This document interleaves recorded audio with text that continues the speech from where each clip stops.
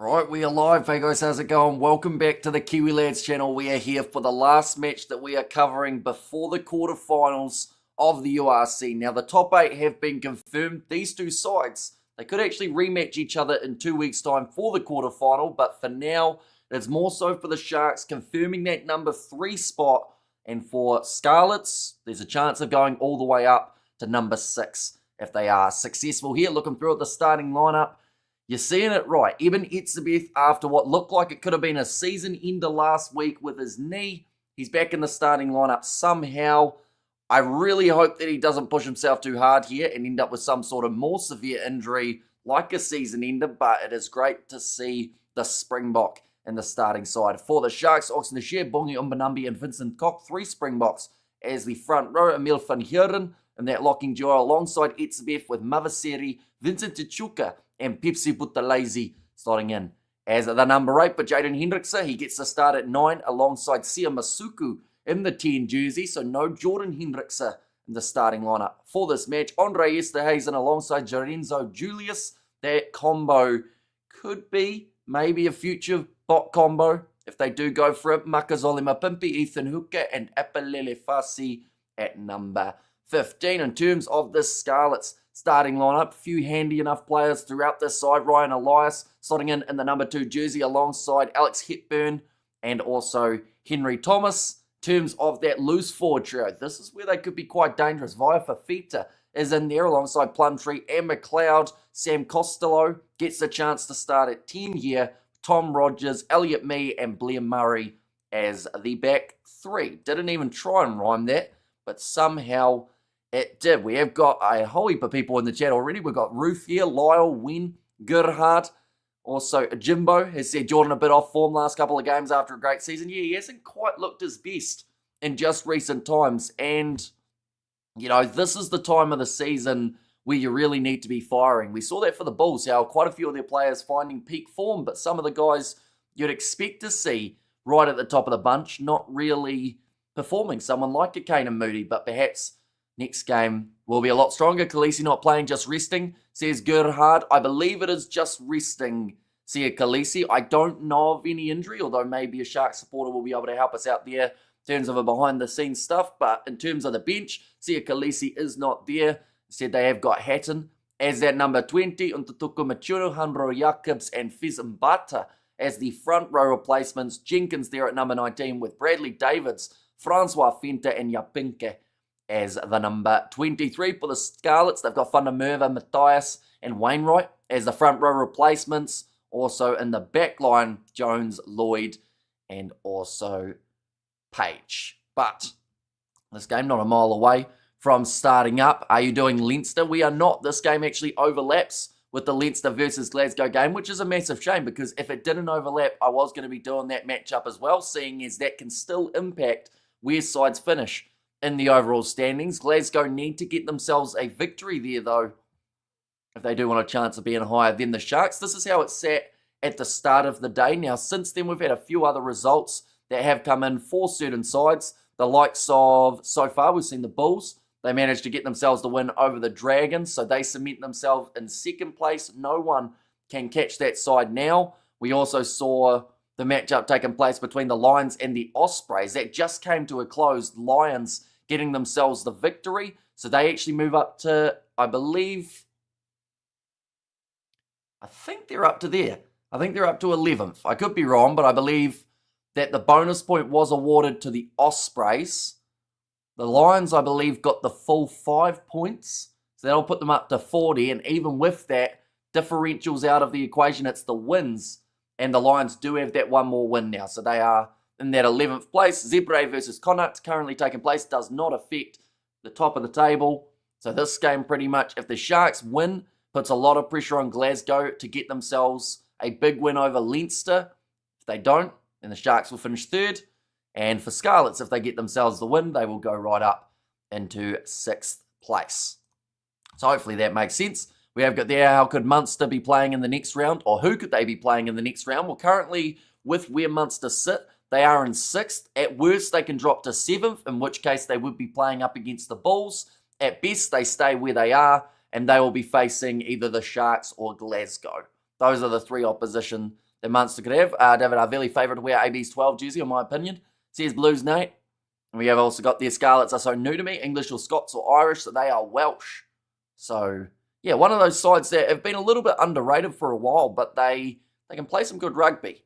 And I feel like they've been the quiet, I was going to say assassin, but that's not really the word for it, but they've just been the workhorse of the Welsh team, just slowly sneaking up there. A lot of people focus on the Ospreys, but the Scarlets, they've got a good side, and they've just slowly built into this season, and they've found themselves sitting with 9 wins, 7 losses. So pretty decent, and it's done enough to get them into the top 8. Those close games as well that they've been able to get bonus points from have made the massive difference. We have got there, how's it, Hamish? Haven't been here for a while, but relishing the game to come. Go the Sharks, the Stormer, looking forward to the next round. Of course, the Stormers booking themselves that spot at number 5.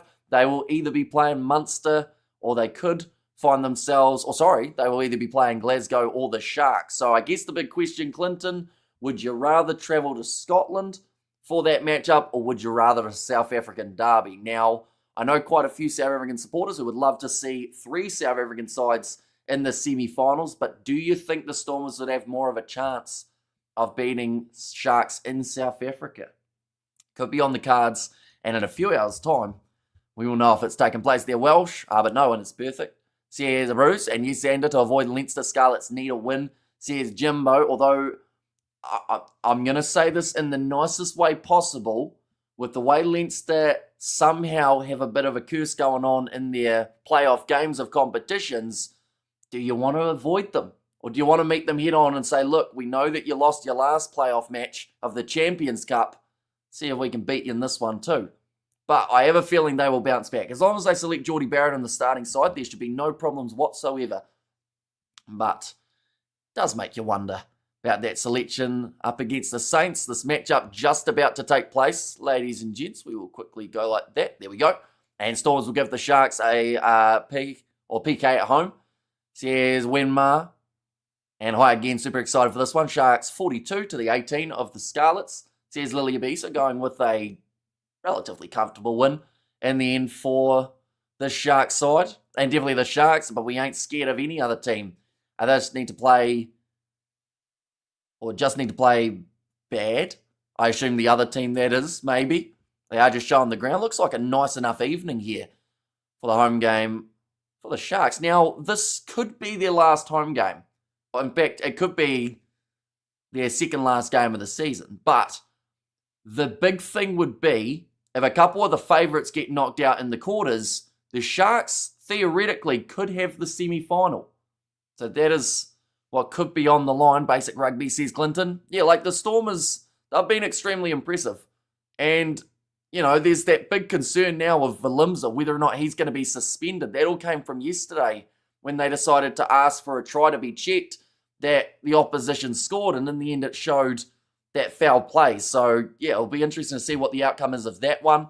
And let's go the Sharks, do it for Munster, says Connor. Although, who would Munster want to play at the moment? The thing is, like, honestly, the way that it's reshuffling, little decisions, you know, it could end up well and truly rotating. So I assume you're hoping for a Munster versus Sharks match, I think would be how it works if the Sharks get themselves the win. Unless, of course, Glasgow win by a large margin. It's actually pretty awesome that we're coming right down to the wire, and these last 2 games actually mean a lot for these top 4 sides. Looking through in terms of recent form for these 2 teams as well. Last week, the Sharks able to get themselves the win over the Ospreys, 29 points to 10. The Scarlets, a good win over the Lions, 32 points to 19. So both of them coming off victories, both of them more than capable of getting the win here. And Scarlets, they come in as underdogs, as you can see, $5.80 on the board compared to the $1.11 of the Shark side. But I cannot believe, I'll say it again, we said it in the lineups, I can't believe that Eben Etzebeth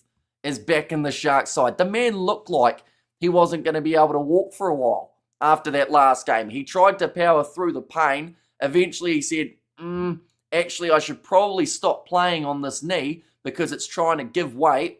Got stretchered off, and we go, okay, Etzebeth's probably out for a few weeks. He goes, nah, just have a quick physio session on Monday and she'll be right. I'm back in for the next week's game. So I really hope there's nothing severe that comes out of it. But He's just an absolute beast, isn't he? Evan Etzebeth. The fact that he's gone, yep, nah, we're good. He's making his way out there. No limp for him either.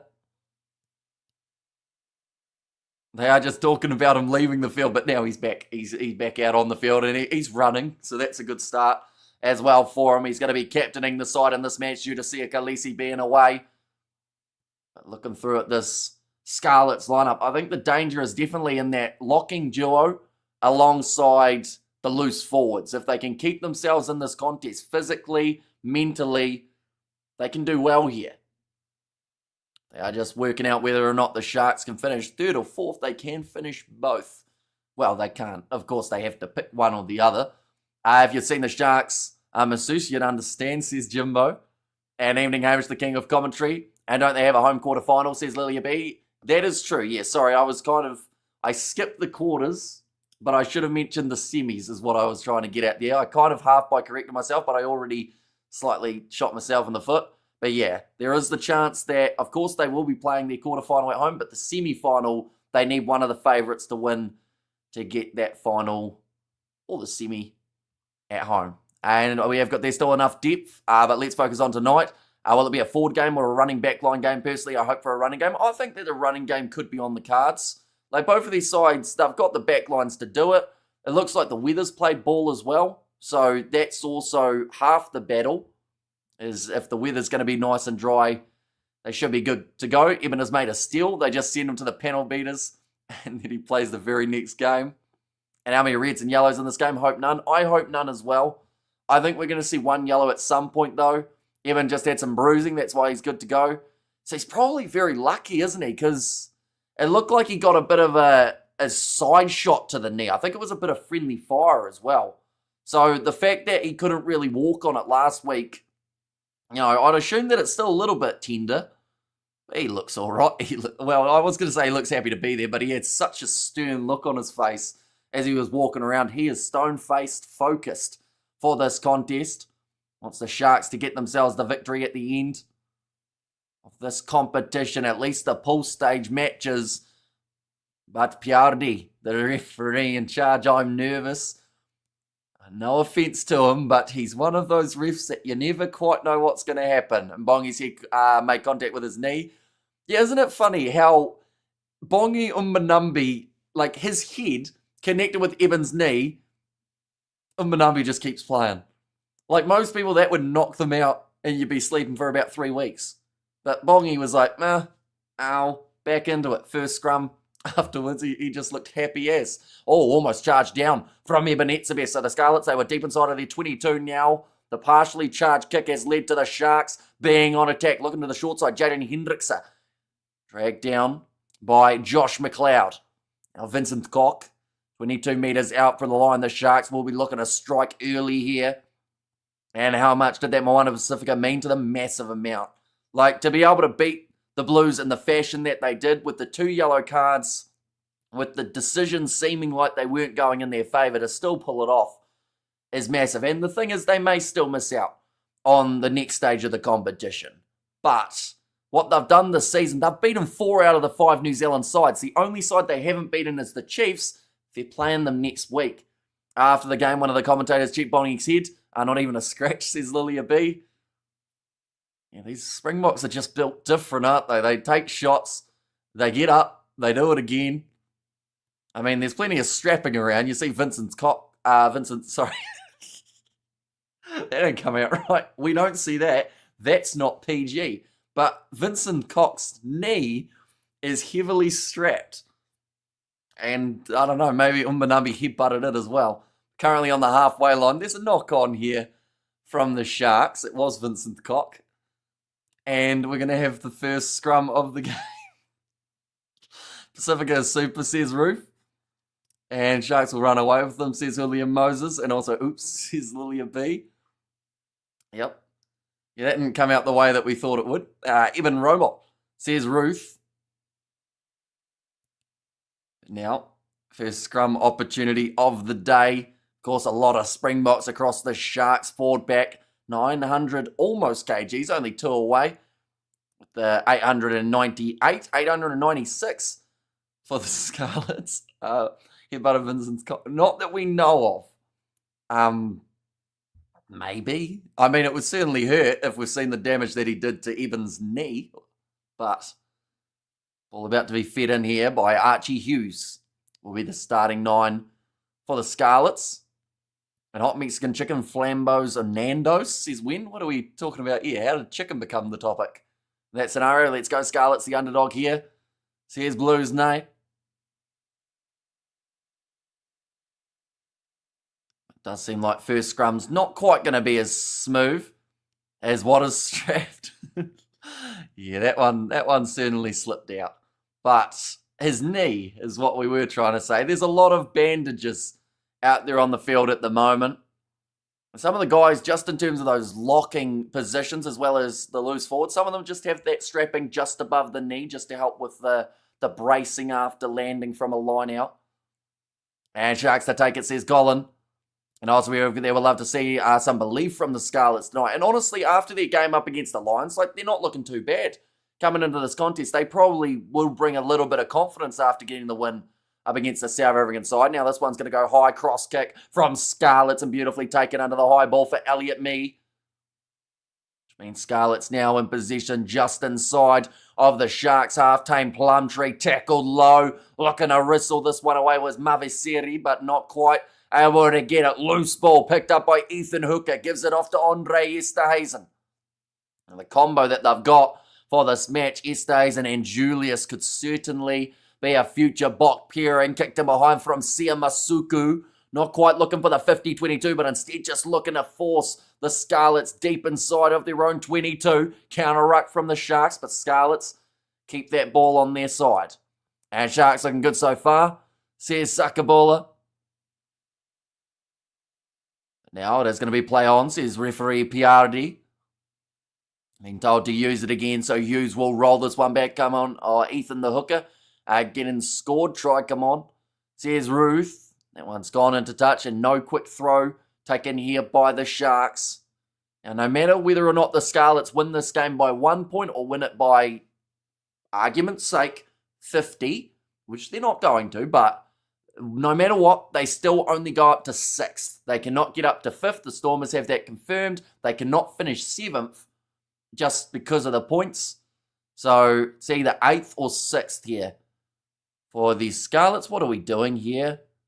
Oh no, it's an injury. I thought for a second the ref was running all the way across to do a TMO check, and I was thinking it's far too early in the match for that. You're old enough to remember the famous cricket bloop. The batsman holding the bowler's willy. I have heard about that one, probably from my dad, to be fair. You know, your audience, no way by 50. Says Lilia B, and Amish is simply brilliant. Sense of humour is just sublime. Says Roof, and Marnie should come back to the Sharks. He's wasted at the Stormers. Marnie with the Sharks back versus Sasha Feinberg Ngweme Zulu. And the Stormers backs would be a treat.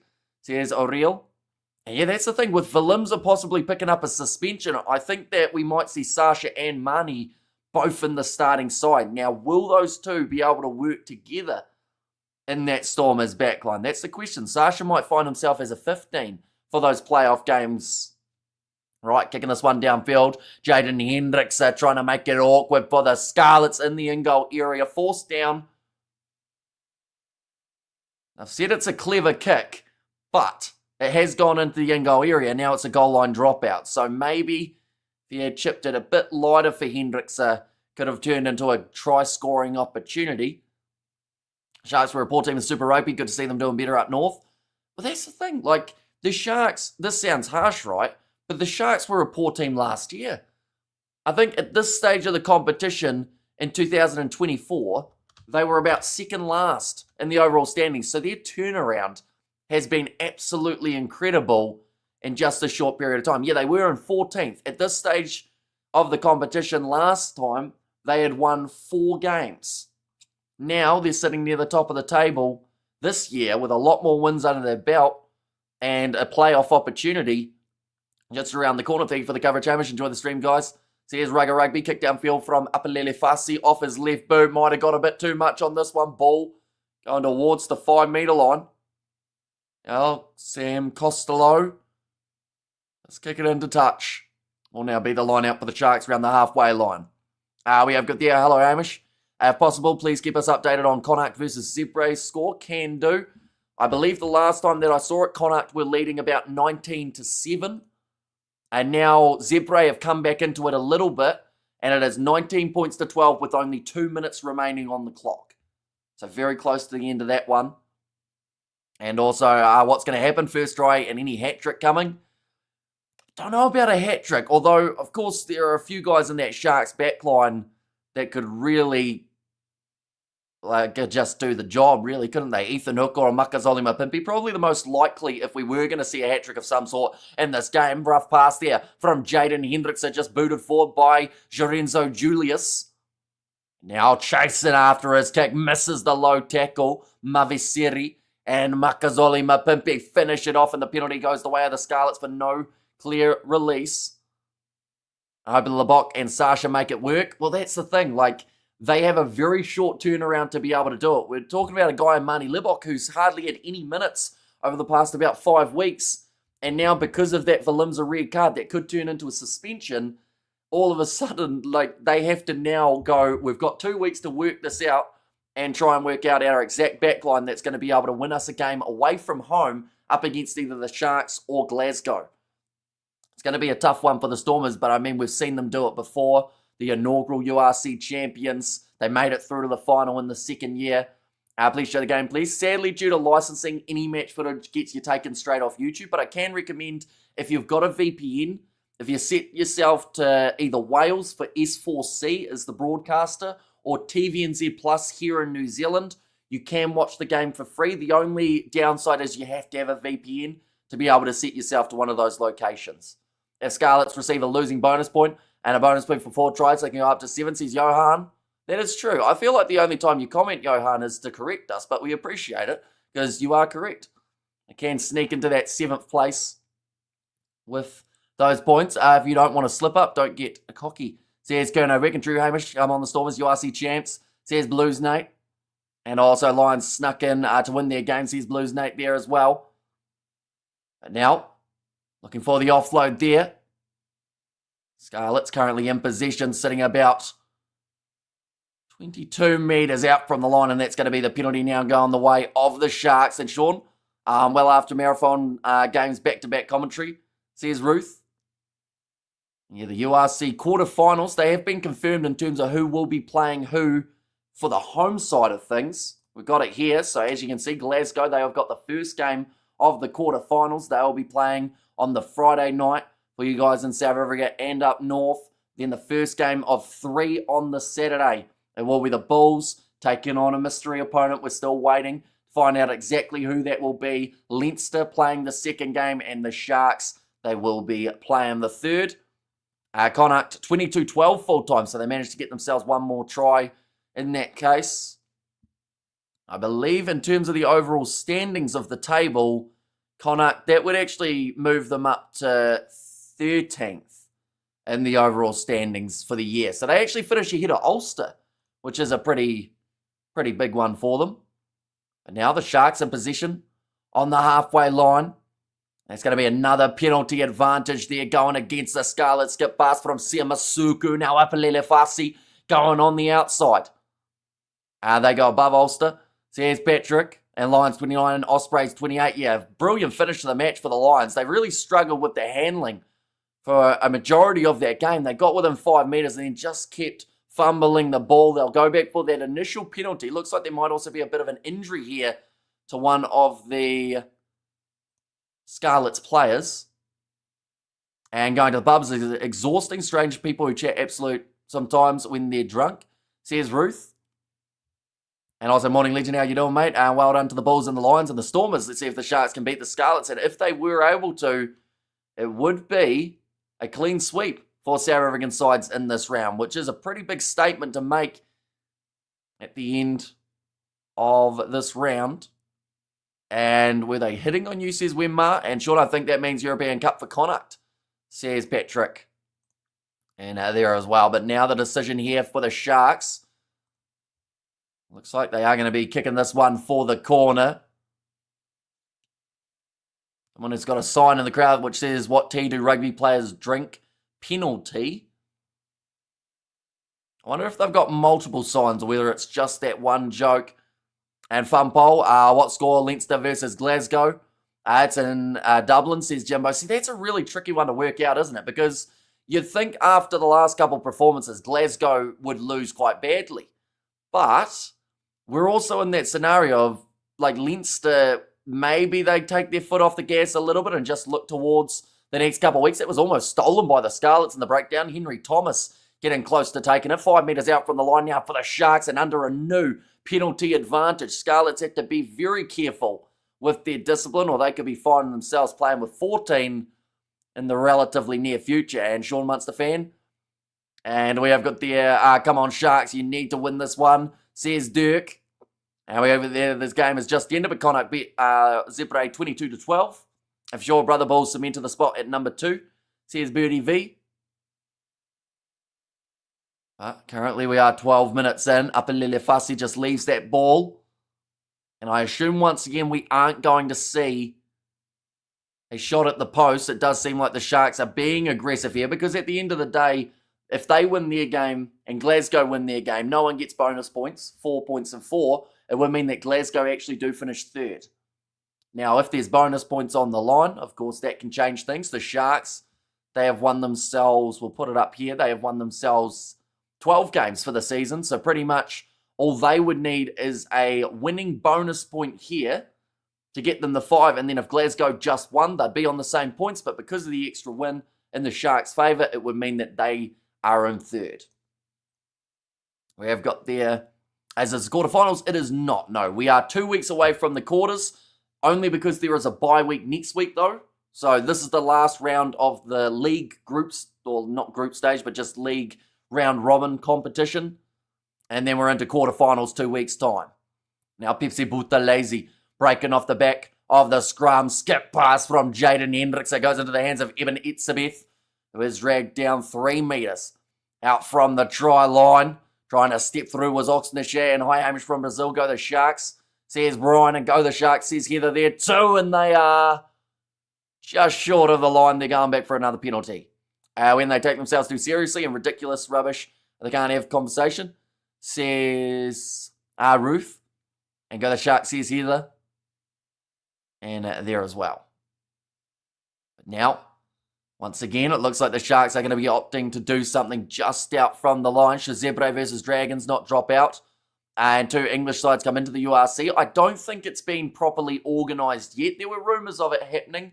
But then I think the Premiership are now doing a promotion relegation with a championship in England again. So I think that's kind of changed plans. Oh, that's bad.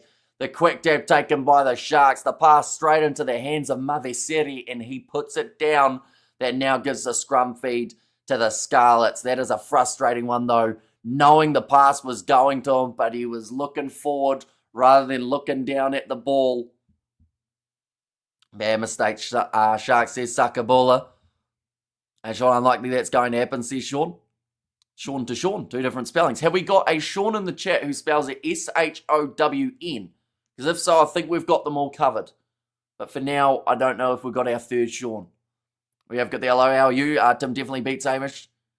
Or definitely Hamish beats anything, hands down, says Ruth. English Premier relegation confirmed, says Jimbo. And damn it, says Lilia B. And bad mistakes from the Sharks. And don't underestimate the opposition either, says Ruth. Now, ready to feed this ball in. Hughes, just 5 metres out from the line for the Scarlets, I should say. We have got there, Hamish is a selfless, humble rugby commentator. I've learnt much from Hamish, says Rehash. You've probably learnt a lot of useless information along the way, but hopefully we've been able to give you some sort of info along the years. We often end up talking about food. We learnt about how avocados mate last week, which sounds like we're joking, but we're not. It's quite an interesting process of pollination. But yeah, Ethan Hooker trying to keep this ball in the field of play and just couldn't quite grab it there. We have got there, come on Sharks, you can do this, says Heather. Now ball into the hands of Sam Lowsey, the big man with pure pace. In fact, this time it's via Fafita. Similar frame to Lousy. Two big, strong running individuals going off to the right-hand side now. Chance here for the Scarlets on attack. This all came from the drop ball way down the field from the Sharks. We have got there, your URC log was a bit off. Leinster 72, Bulls 68, Glasgow 59. That is the top three. That is correct, yes. That was at the start of today that table was, but we were just using it for reference in terms of working out the points, and that's going to be in behind, cleaned up by the Sharks. And they are going to go for the goal line dropout. But yeah, since that table, the Bulls got themselves the win over the Dragons. We saw the Lions get themselves the win over the Ospreys, and now we've seen Connacht get themselves the win over Zebra. Going for that kick. It was a decent chase in the end from Elliot Mee. Apalele Fasi, that ball just bounced infield that little bit more. G Sharks torturing their supporters again, says Sakabula. And also, do you see the Box getting thumped at Eden Park? Island Quarter hiding there. Went on to win the series. I don't think it will be a thumping by any means of the word. I think that those two sides will be within 7. And it will probably be one of the hardest hitting games we see in quite a while. Ethan Hooker now going to be tackled well by Hughes down low. And pretty boring game so far. Sharks just not clicking, says LFG. Yeah, they're taking a little bit of time. I have to say, it's fast-paced, though. I can't believe we're 17 minutes through. And the only reason I knew that is because I just looked down at the time. I would have thought we were 10 minutes and not like 10 years old. But that one's going to be kicked in a touch by Sam Costello. And let's go Sharkies. You got this game, boys, says Rod. And let's go Scarlets, the underdog, says a Blues name. Fun fact, a kid I minded 30 years ago went on to play prop for Cardiff Blues, says Jimbo. That is a very fun fact. And Tim, you can trust Hamish with your daughters, says Ruth. I will let Hamish take either of my daughters out for a drink. He has good manners and is clearly honourable. Good parenting, says Kernovik. I have to let my parents know that. I won't wake them up now, seeing as it's 5:52 a.m. But my mum might actually pop in, not for the live stream, but she'll walk past at some point, I believe, before the end of the stream. So I'll see whether or not she'll pop on and say hi. She may not want to, though, as it will be nice and early in the morning. The Sharks now in possession. Rolling this ball back. Jaden Hendrickse putting the kick up high. Waiting for this one. Nicely taken by the Sharks. Yapinke, was it? Did they just say? No, it was Makazole Mapimpi. I was going to say Yapinke was off the bench.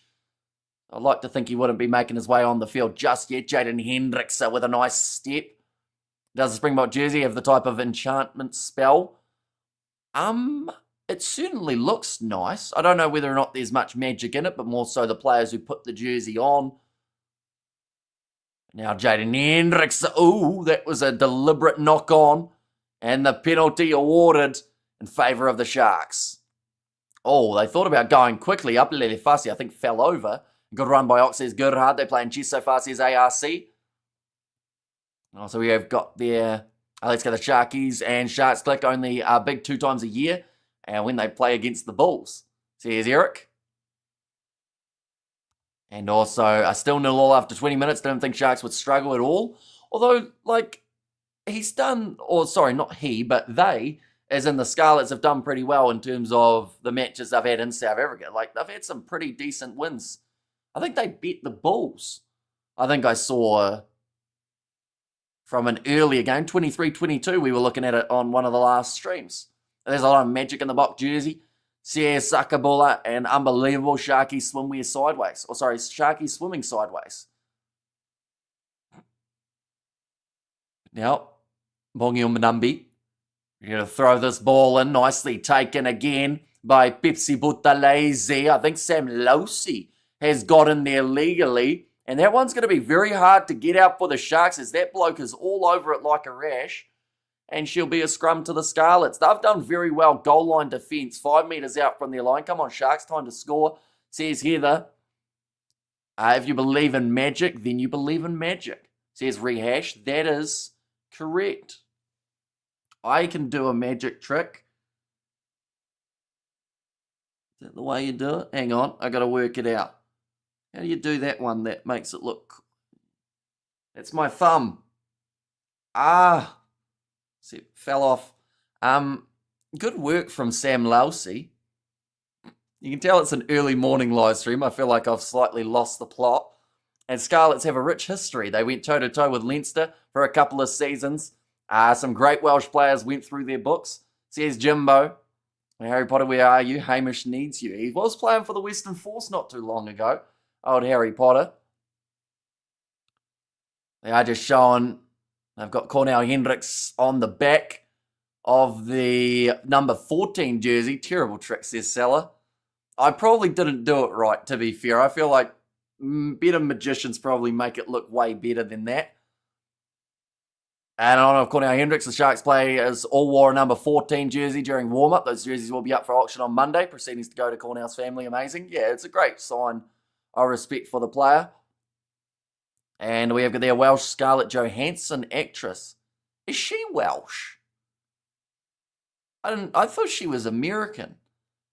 But maybe she has like a Welsh mum or a dad. George loves Scarlett Johansson. George loves most women. But she is one of his favourites. Alongside Margot Robbie. He likes Charlize Theron. I think she's South African if I'm not wrong. I think he's got a bit of a type. And we have got their great initiative, Lilia, says Jordan. I don't know Xander, don't know how I became 2. And with Italians out, this bad ref will blow final again. Oh no, says Eric. That is actually a really good point. No, I'm joking. Scarlett is Swedish. That's going to be a free kick going the way of the Scarlets. 21 minutes gone in this contest.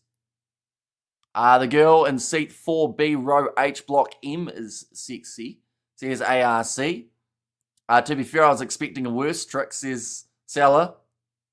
Yeah, I don't think I got many worse tricks than that one. And Devo got a type, big ups, says Broderick. There's such a heartwarming gesture by the Sharks, a nice gesture towards Cornell's family. Yeah, it is. I'm slightly surprised that the Bulls did the pre-match one, but I'm slightly surprised that it's the Sharks doing that one, unless the Bulls did it as well, maybe. It could have been agreed on by the sides, perhaps. And come on, Sharks, enough warm-up. Time to be serious, put some number on the scoreboard. Nicely taken by Eben Etzebeth now. Pepsi Buthelezi goes across to Jaden Hendricks there. That's a rough pass. And another knock on from the Sharks. This time dropped by Ethan Hooker after not the best pass from Andre Easterhazy. Going to be kicked to behind now from Sam Costello. Back covering was Apelele Fassi. Kicks it off his left boot. Charging downfield. Looking to jump up and does claim his own kick.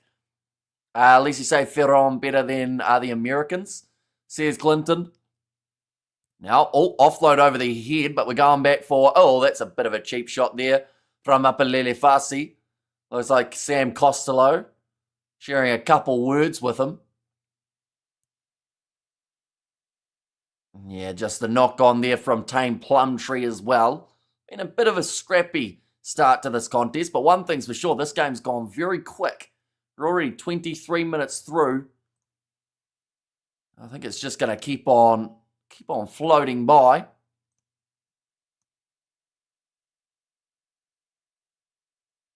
But second half of this contest, of course, we would like to see more points than we're sitting at the moment. Neither of these sides really looking like getting a bonus point just for now. Theron, I liked Uma Thurman, I should say. And what's going on with the Sharks struggling to get into gear, says Salah. And yeah, it is a concerning time to be struggling to find a rhythm here. Yes, they've got a couple changes compared to what they normally have, but I think it's also down to the Scarlets putting quite a bit of pressure on. They've got some good players across the Scarlets side. Via Fafita, Tame Plumtree, Sam Lousy, Ryan Elias, all those guys in the forward pack. The handling's been definitely letting them down. Charlize will be happy to know there are at least 49 people in America speaking Afrikaans, says Sakabola. Now Hendricks are ready to put the ball in again. Sharks making it hard for themselves. Yeah, they've had some good moves. And then it's just been that last drop. The quick tap from 5 metres out to then drop it off the first pass is pretty brutal. Father versus son. Says a Lilia B. Now, chance here. Short side. They've dropped it again. That was Mavaseri twice in a row now when Hendrickse has tried to find him, he's put that ball down. He keeps on looking up at who's about to tackle him rather than looking at the ball. Once the first score is on the board, it will be flowing, says Clinton. Yeah, I agree. I think that both of these sides, once one team breaks through, we'll probably get another 2 or 3 tries in the next 15 minutes after. Well done to the Scarlets then for making a fight of it. I was expecting points by now, says ARC. But yeah, we see it there, Mavaseri. That one actually hit him in the face. And they've also said it wasn't the best pass from Hendrickse with the fact that it bulleted into his head before he even got his hands up for it. The way that it currently stands, the Scarlets, they would get a bonus point for this and they would move up to 7th on the overall standings. Oh, sorry, that's for if it's a draw, my apologies, rather than if it was just a bonus point for being within 7. It's no one has got the points as of yet. Was Cornell retired? I think he had retired this year.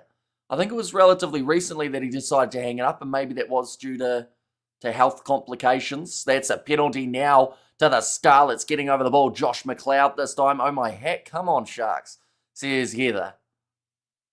Handball's really the only team that makes a game interesting, says LFG. I would have to disagree. I feel like there are plenty of other sides that have had pretty interesting games. I think the last 10 minutes of Bulls games at the moment are very intriguing because the last few games they have conceded a lot of tries throughout that period, something that they will have to sort out in the next couple of weeks, or else that could be the difference between a win and a loss in the playoff matches.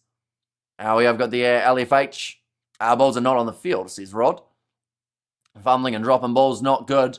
And yeah, if the Scarlets can be clinical here, score a try, it might be hard for the Sharks to get back into it. It just seems like one of those games that there's no clear set way of being able to score here. It might just be the scrappiness. What's wrong with the Sharks? A lot of drop balls throughout this match already, and we are only sitting 26 minutes in, but breaking off the back, popping it up to Elliot and me.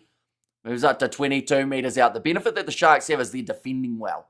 Yes, they've been dropping the ball, but they've been tackling at crucial times. Oxenish, yeah, getting in there and wins the penalty for the Sharks. How many wins the Sharks have completed to Glasgow on the log? Sharks have 12.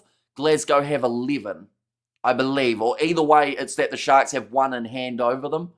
So pretty much if the Sharks were to just win this game, and then Glasgow were able to get themselves the victory, it would mean that Glasgow go through. But if the Sharks get the bonus point and Glasgow win, then the Sharks would be third because of that extra little bit on the wins tally. The Sharks are beasts, says Bonolo. And blame it on the humidity, says Sakabula. And this game is a game going nowhere, says Gerhard. And is the sun out yet in New Zealand? I don't think so, not quite. We must not be a mile off though. Currently 6:03 a.m. rolling maul. Tempted here for the Sharks, actually losing a couple metres there. Once again, Jaden Hendrickse is going to go for the box kick. Ethan Hooker chasing after that. That is a very well weighted kick from Hendrickse as it fell just outside of the 22. Told to use it. Hughes goes back to Costello. Under a lot of pressure from about 3 Sharks players charging at him. Great defence, says Blues Nate. And 0R no, says Rufio. We've gone 28 minutes without a single point being scored on the board. Ping pong, says ARC. And also, yeah, tragic at that young age, shocking, says Ruth. Now ready for the line out here. The Sharks. Bongi on Manumbi, the one to throw this one in. I wouldn't be surprised if the Sharks make a couple changes at half-time, to be honest, because there's something that hasn't quite been clicking. Which side is top of the log in Super Rugby? At the moment, it's the Brumbies. Although they have played an extra game over a couple of the teams just below them. I got the table somewhere here. I don't think so. Not for a little while. Oh, great run forward from the Scarlets. That was not an offload that was on at all. And they've just thrown the ball away there, the Scarlets. If he had just hung on to that, perhaps it could have been a great opportunity to get the try kicked into touch by the Sharks. They have reprieved the pressure, but this was what it looked like at the start of, or I think after the Fiji and Roa game. So before the Blues, Moana Pacifica. Moana Pacifica have moved into 6th. The Blues are outside of the top 6 for now. Brumby sitting number 1 on 43 points. And then, of course, Chiefs and Crusaders just behind them in the overall standings. But the game in hand is the big difference maker. They're just looking for that miracle offload there. And we have got there, ding, ding, ding. You can ring my bell anytime, Hamish. Says Ruth. There was also a boy who passed away in schools rugby. Says Xander. Mistakes making the game dull, says Seller. Although, to be fair, I've quite enjoyed this 30 minutes of the match. It's been one of those games that even though there's been a lot of errors, it's gone quick. And those are the games that you don't mind. It's the one when there's a lot of errors and you feel like you're just treading water that I normally start to get waylaid a little bit. But for now, like I feel like both of these sides have had some decent moments. They're on the verge of getting through. We have good there if the Sharks don't score. Now they will lose the game, says William Moses. And we have good there. Cornell didn't want to live without rugby. He said the doctor told him not to play rugby because of his heart. Says Rehash. See, it was actually, I don't know the full story, but he was going to be going to France quite a wee while ago, wasn't he? And then during that deal, that's when he found out about the heart condition. And then the Bulls gave him the lifeline of being able to play for them in South Africa, which he was able to do for multiple years. But yeah, he said that rugby was pretty much the driving force in his life. Now ready to throw this one, Ryan Elias. Imagine your first name's Rugby. Do we have any rugbies in the chat? Francois said Sharks lose trio, not good enough. Sharks number 3, not strong enough, says Francois. So the number 3 for them is Vincent Koch, who is the Springbok. He's got a lot of caps. In terms of the loose 4 trio, Mother Series had a bit of a shocker to start this game. I will say that. That's another knock on. But first of all, there was a knock on from the Scarlets. So we're going to have the scrum feed for the Sharks here. Again, it's not the same as the Super Rugby game between Moana Pacifica and the Blues. Dear Seller, that is true. This game is not, but yeah, by this stage, I believe Moana had already had a disallowed try, and they were just about to get a yellow card, if I'm not wrong. And if Sharks, no, I read that one, didn't I? And then we've also got there, wondering how many of us online are South African and how many from other countries. I know that for these URC streams, I think it's maybe about 70% South African, if I'm not wrong. And Moana last 2 games against the Chiefs and the Hurricanes need Miracle Fire for the last 2 matches, says Blues Nate. There we go there, thanks, says John, and that's so cruel. Can't do the sport you love because of health issues, shame, says Ruth.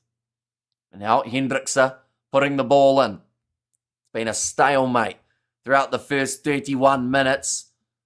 And I think he's just tried to kick there on Esterhuizen. He's been tackled in the process, so he knocks it on. Then the Scarlets knock it on, and we're back into another scrum. And the light that burns twice as bright, so don't burn too bright, I guess, says Rehash, and Sharks will win by 7. Alelia, I heard the same thing, says Sean. But yeah, just knocking that ball on there. In the process, Andre Esterhuizen, as he went for a kick. Shark knee, Butch James. Says Roof, currently handling errors. We've seen 12 across these 2 sides in the first 32 minutes. We have got there, where can I watch the stupid live? Says Punk Apes. Seems very angry. Is in like the game's stupid or the frustration of not being able to find it? Pretty much, if you got a VPN, you will be good to go. Hopefully you do. This country wants me to pay for everything. But yeah, if you've got a VPN, S4C, if you set yourself to Wales, TVNZ Plus, if you set yourself to New Zealand, those are your 2 options for this match, for free anyway. But the problem is the VPN is something that costs, but you could get a free trial of a VPN and do it that way. But, of course, then they still want your credit card information for the first month and all that stuff. But that would be your cheapest option rather than paying for DSTV, because that can be very expensive. South African living in Ireland, says Heather. Everyone raving about Artie's performance. Was it really that good? Honestly, yeah. Like, I don't want to say he single-handedly helped them win that game, because there were a lot of guys who had to step up throughout that contest, but every time that they needed something to happen for them, he just turned it around.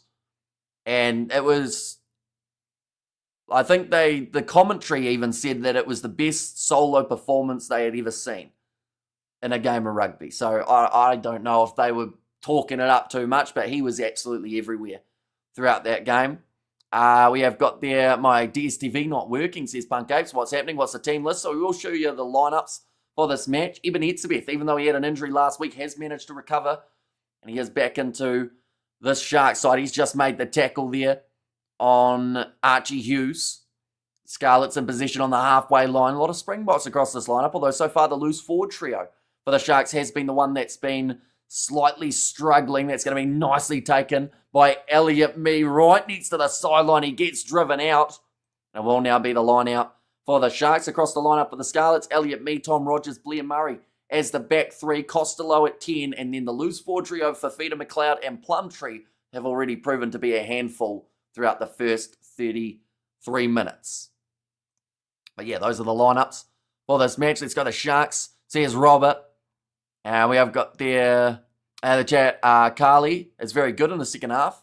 Or Scarlets, I think that is from Julian. We have there will be no bonus point win here. Low scoring here, says Eric. And Artie is my favourite player, or favourite player of the year, according to Goldie. And also we have there, Let's Go Sharks, says Robert. And what's your take on the South African players going to Japan Rugby? Aside from money, do they come back as better skilled players, or is it competition too low skills development? I think that the Japanese top leagues come a long way in the last couple of years. It used to be the competition that people said they'd go to have a bit of a rest here and recover from the heavy contact of other leagues. But now it's got just as physical because of all the overseas players heading in there. But yeah, it certainly teaches a different style of rugby. It's very fast-paced. You can have games with 100 points scored, and that's the stock standard at times. South African Rugby Power will win. I'll be sure of that. Too many box in a team usually means a loss to the opponent. Says Kernovic. Now, that one's going to be knocked back by the Scarlets, although, no, knocked on by the Sharks too. 35 minutes in, we're 0-0. Ladies and gents, when was the last time we had a half with 0 points scored in it? In terms of a first half, that one was almost charged down by Eben Etzebeth as well. Via Fafita and Tame Plumtree, very solid lads. Says Blues Nate, yeah, brilliant run before from Via Fafita about 10 minutes ago where he charged up the middle of the field. They're just showing there Etzebeth. They're saying that it was the knock-on from him there. It was just on the ground. The Sharks rest too early. Says William Moses. Looks like a bit of an injury here to Henry Thomas. Just getting a bit of attention to his arm here. But yeah, 0 points on the ball. I did not predict this, ladies and gents. I thought we were going to get a high-scoring game. I'm talking about you, mate. Says Seller. Talking about me. Or, oh no, maybe someone else. Oh, Suckabulla maybe that was. I can't believe it's no score, says Ruth. I think it'll be 2 New Zealand sides in the final. Yeah, although the Brumbies, if they have home field advantage in their playoffs and their semis and whatnot, I would not be surprised if they go far. It's very hard to beat the Brumbies at GIO Stadium. Definitely with the choices of officials that they normally have in those games. That's to say it lightly. But you don't normally get many decisions as an away side. Not sure who's Hamish. 2 teams scoreless before half-time. Now ready to go for the scrum here. The Scarlets once again will be in possession. They are inside of their own half, so a bit of work to do to be able to get a scoring opportunity. They've actually, they've had the best breakaway, I would say, of this match so far. But the best chance to score a try would have gone to the Sharks when they were 5 metres out and took that quick tap. Now passed out wide. Chance here for Tom Rogers. Kicking it in behind. It will bounce up for Ethan Hooker, who tries to run his way through. And when last did we see a game 0-0 at half-time, says ARC. That was my question. And I'm not too sure, to be honest. I'd say it would be a little while. And we have there Leinster fielding a full squad versus Glasgow. Sharks need to up their game, says Jimbo. And we have got the, I don't care, says Sella. I assume that once again is probably to someone in the chat. Now that one's going to be kicked in touch, unless it was to do with the 0-0 win was last time that we had 2 sides without points on the board. The penalty count is starting to creep up a little bit. That time it did go against the Scarlets, which does mean that the Sharks were able to kick this ball into touch. And we'll take a few for the team, says Gerhard. Ready to throw it in. Bongi Umbanambi. 3 minutes remaining. The scoreboard is not incorrect, ladies and gents. We are still sitting at 0 points to 0. Sia Masuku kicking it high. Good chase here from Apalele Fase. Can't quite get to it though. Great directional change from Blair Murray, but he's shut down by Fase in the end. Looking for the steal. The Sharks have got the penalty. This has to be 3 points. I'm hoping they will take the 3. It's 22 metres out, straight out in front of the post. This has been a very low scoring one. Surely you go for the safe option, don't you? Just to really... Yep, they are taking on the 3. Please, can you bring the action, says Alan. Sadly, due to copyright, any match footage or audio gets you taken straight off YouTube. But I can recommend, if you've got a VPN, if you set yourself to Wales, you can watch it on S4C for free completely. And then on TVNZ Plus here in New Zealand. Points, says ARC. And come on, we can't go into halftime at 0-0. And post at last, says Francois. It's a bloody soccer game now, 0-0. Right, Sia Masuku. This should be an easy kick.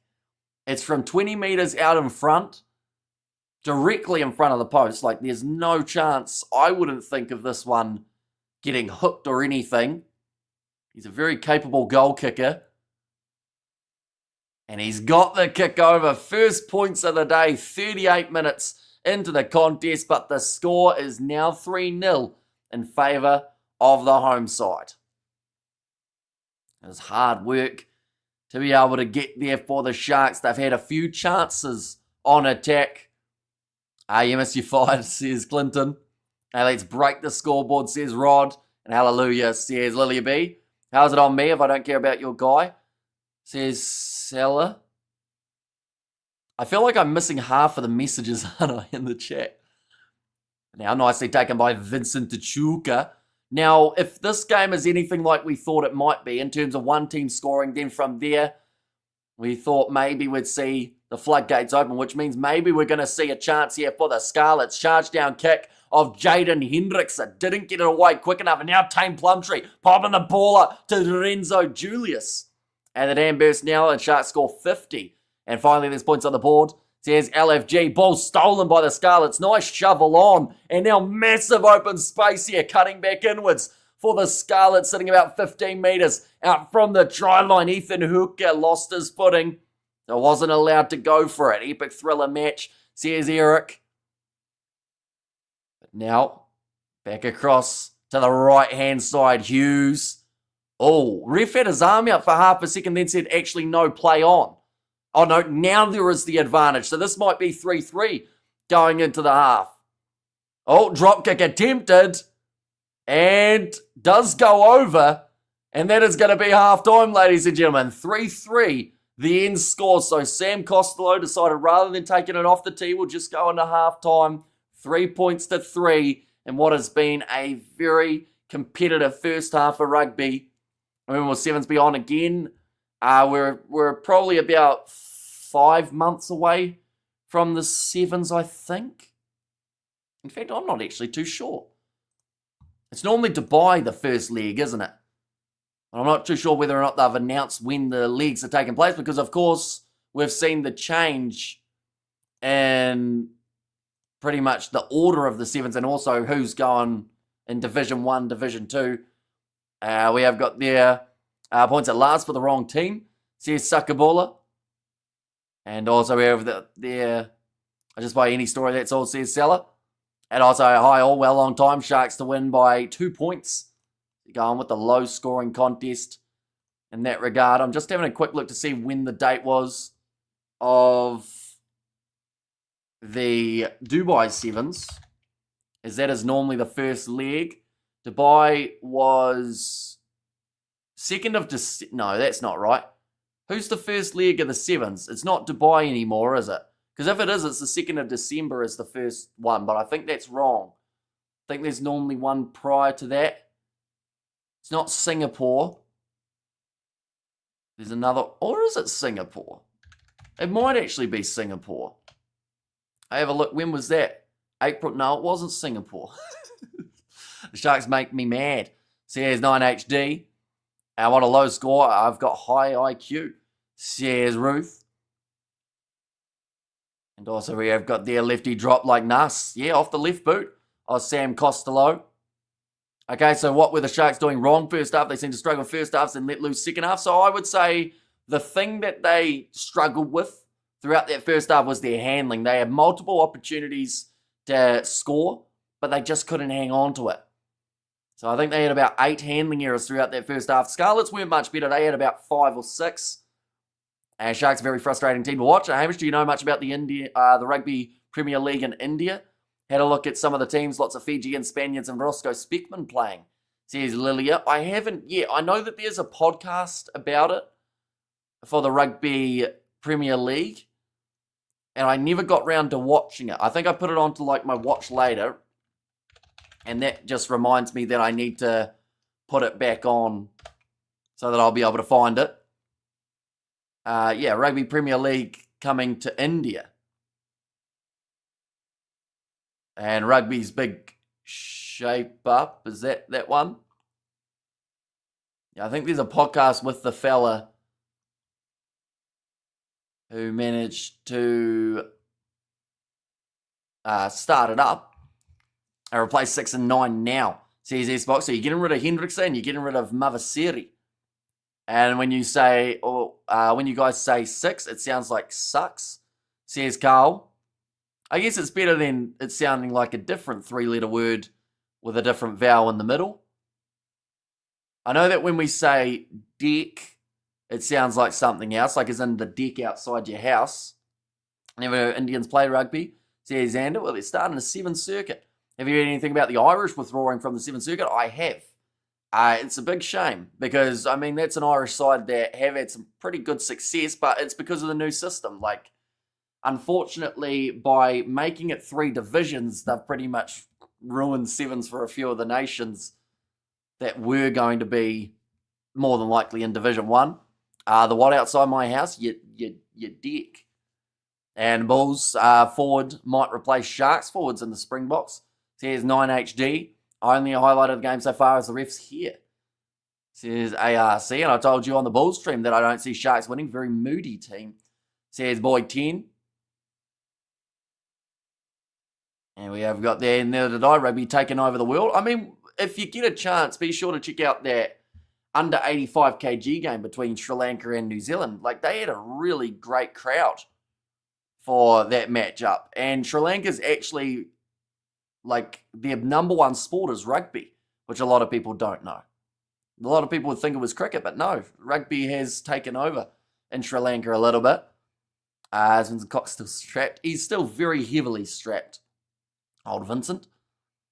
It's a scandal, says Jimbo. Just showing a few of the highlights. Sadly, they have no try highlights to show from this first half, but that can all change in the second half. I think the floodgates, as soon as one team gets one, could be the difference maker. Looking through at the benches for these two sides. First of all, for the Sharks, they've got Fezambata, Ntutuko Machunu, and Handro Jacobs as the last man in the front row. Jason Jenkins and Hatton. Then Davids, Fenta, and Yapinka as the number 23. For the Scarlets, Fundamerva, Matthias, and Wainwright as the front row. They have got Davis and Taylor, and then Jones, Lloyd, and also Page in there too. So I do think that the Sharks, I would say they've got an advantage off the bench if they use it wisely. Having someone like a Jason Jenkins. Hatton, I know people want to replace Mavesiri because of his handling errors, but then that takes away all of your loose forwards off the bench. If they had a 6-2 split, I think that they might look at that early change a bit more likely. And we have got there 49 Afro-Americans are box supporters, says Fareed.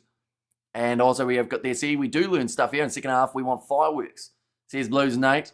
And boring game needs spotting. And also we have got there, not with Yah on the bench, says 9HD. I mean, Jason Jenkins, though, is quite the talented player. Emil van Heeren, I don't think I've really seen throughout this first half. I've seen quite a bit of Eben Etzebeth. Some good, some bad. And Sharks, another damp squib match, says Code Puncher. And under 85 kgs, I heard right. You did indeed, yes. But there's some pretty solid blokes. Like, I feel like some of them have to cut weight to make it to the under 85s. There's still some pretty big players out there. And we have there, I reckon the Sharks will wake up and have a better second half. I still give Sharks the odds.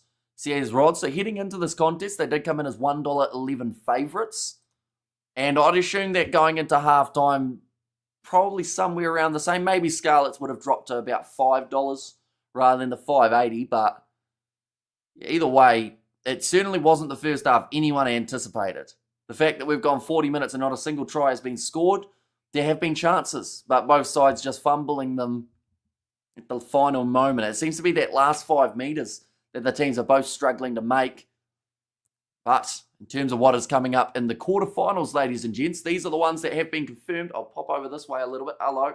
But Glasgow, they will be playing on the Friday night. That is Saturday morning for us here in New Zealand. That is up against, at this point, an unknown opposition. We will not actually know who they're playing up until we get to see their game up against the Leinster boys for the Bulls. They are playing the early match on the Saturday.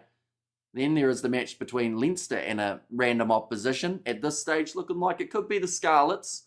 But if this is a draw, then it would actually end up being, I believe, Edinburgh instead. And then the Sharks, they have got the last game. So similar to what we've got here in terms of the scheduling, it will be the Sharks with the final match. So they are all the home sides confirmed, but now we're just waiting to find out who is actually playing each other. Which players impressed the most in the first half? Ooh. First half, I mean, Austin Shear got a crucial turnover. Also hasn't looked too bad in the scrums. We've seen some all right work from Sia Masuku. I go, we'll Google that 85 kg. Then thanks, says ARC. And then in terms of the lineup for the Scarlets, I would say Via Fafita and Josh McLeod have both looked pretty handy. Costello's had some good moments. And then also some decent runs from Elliot Mee on this near side. Unlucky for Ospreys, the line snuck in at the last minute. Good game, says Blues Nate. And yeah, it is interesting that that is the game that finishes off the season for those two teams, as it was actually those two fighting for the number 8 spot at the end of last competition. They didn't play each other, but in the end, the Ospreys got themselves enough points from their fixture to be able to sneak in ahead. We have got there, there's a slow half damn, says Greenway Africa. Yeah, only the 3 points scored for each of these teams. But the good news is, without jinxing it, of course, touching wood, it would be very hard to have a lower scoring second half. So I'm going to go out on a limb and say it's not going to happen. I'm going to say it's going to be higher scoring. And just for a bit of fun, we might as well say 30 points scored in the second half. Probably not going to happen. Might be a bit lower scoring than that, but I would quite like 30 points. That is between the two sides, I should mention, rather than each. We still have 40 minutes, says Lilia Bear. Exactly right. And I feel like once we see a few of these passes going to hand and less dropping of the ball, I think it will be fine. I think we'll see a lot of scoring opportunities. Just joined, I'm confused. Today is not 1st of April, is it? Says Roger. Yeah, low scoring one. Up until the 36th minute, it was still 0-0. Why so slow? Handling is pretty much the gist of it. Sharks had a couple good chances to score 5 metres out from the opposition line, but dropped the ball both times. Scarlets have been close, but the Sharks have got a couple very crucial turnovers that have stopped the Scarlets from being able to score there. Does it cost money to hit the like button in the Southern Hemisphere? It does not, Jimbo, no. So anyone who hasn't already, be sure to hit that subscribe button, of course, as well as the like button. The next 40 will be different, says Rod. I agree. And do they get 2 points each for a draw? I believe so, yes. Just the 2, or do they get a third for being within 7? I think it might just be the 2. So that in that case, the Scarlets would move up to 7th in the overall standings. I think the score will be the second half, says Sean. So while we're at the halftime break, ladies and gentlemen, we've got 6 points from the first half. I want to know the exact number of points that you guys think will be scored in the second half. If anyone gets it right, we're going to put a little star next to it so that I can see exactly what everyone's prediction was. And if anyone gets it correct, we'll put it up on the screen at the end of the game. So give your exact prediction. How many points going to be scored in the second 40 minutes? Do not include the 6 points from the first half. And Durban is humid. What the Sharks need to do is centralise to the scrum, keep it tight and bash it forward to the 20 metres. Then use the line. Says Greenway. 20 is the prediction there from Brian. how many points we will see. I better put down my 30, shouldn't I? Got 12. Oh, so going a little bit lower scoring. 27 from Lilia. I'll join in too. There we go. Oh, we've got 3 people saying 30, and I wasn't even the first one to say it, unfortunately. 34-43. Pie Man's going high scoring for the second half too. 34, says Derek. Okay, so a lot of people picking a higher scoring second. Hopefully the players can really deliver here. 18, says Rian. 12 from Rod. Maverick's gone with 6 or 14. A few exact predictions in there as well, but slapped back by Eben Etzebeth. Already a knock-on coming from the Scarlets, but luckily the Sharks have been able to clean it up. It'd be funny if the second half is the same. Honestly, it could happen. Like, if both sides aren't able to handle the ball when they need to, it might not be a mile off. The penalty would have gone the way of the Scarlets, but they are going back for the initial knock-on. 28 from Storm, 27 from Roger, 26 from Ruth. Sounds like we're counting down. And halftime is still 3-all, 31. Says Johan there. Right, I think I've got them all started. I think there's 22 guesses in terms of how many points will be scored in the second half. Well, we have got ourselves the first scrum of hopefully maybe one of the only few that we see in the second half. But yeah, knocked on by Blair Murray, and Etzebeth managing to slap it back. 18-12, so total points 24. Says ARC. This is where the Stormers, where the Sharks in past games have actually really been able to control a game, is with their scrum and the power that that offers. And it's gone down in the front. Referee says we're going to have a reset. But yeah, this is where Oxnashare, Bongion, Manambi and Vincent Koch can win this game for the Shark side by getting those penalties in the scrums. Oh, that looks like a bad knock to the back of the head. Looks like a bit of a stinger there for Henry Thomas, 25, says Bruce. And maybe if the Sharks can catch the ball, the score will be 10-3, says Salah. It's been one of the difficult aspects of this game for the Sharks. They haven't been anywhere near as accurate as we would normally see. People have mentioned about the slipperiness of the ball for this humid game, but I feel like knowing that they've got a home game in 2 weeks' time, they'll still want to be able to find a way of fixing that. But now, ready to put this ball in for the Sharks is Jaden Hendrickse. Waiting for this ball to come out, and it has done just that, wheeling around to the side a little bit. Hendrickse, he's attempted the kick in behind, and once again, the Scarlets have made the tackle. Then the ball has gone down. They're going to take it quickly, Masuku. What happened to the knock-on? We saw the knock-on from Jaden Hendrickse. Sharks were able to take it quickly, apparently. I don't know what's happened there. And now Sam Costello's kicked it out on the full. Or has he? No, apparently it wasn't. That was really confusing. So we saw a clear knock-on from Jaden Hendrickse, which got ignored. Elliot D then knocked the ball on, which went into touch. Then from there, Sharks took a quick throw, because apparently advantage was over, even though advantage hadn't really started. And then, yeah, okay.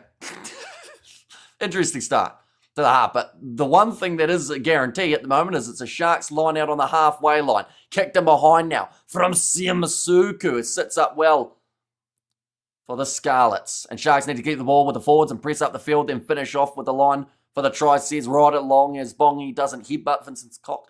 Says Sakabula. But now Scarlets have been told to use it again. Kicks it high for the youngster Archie Hughes.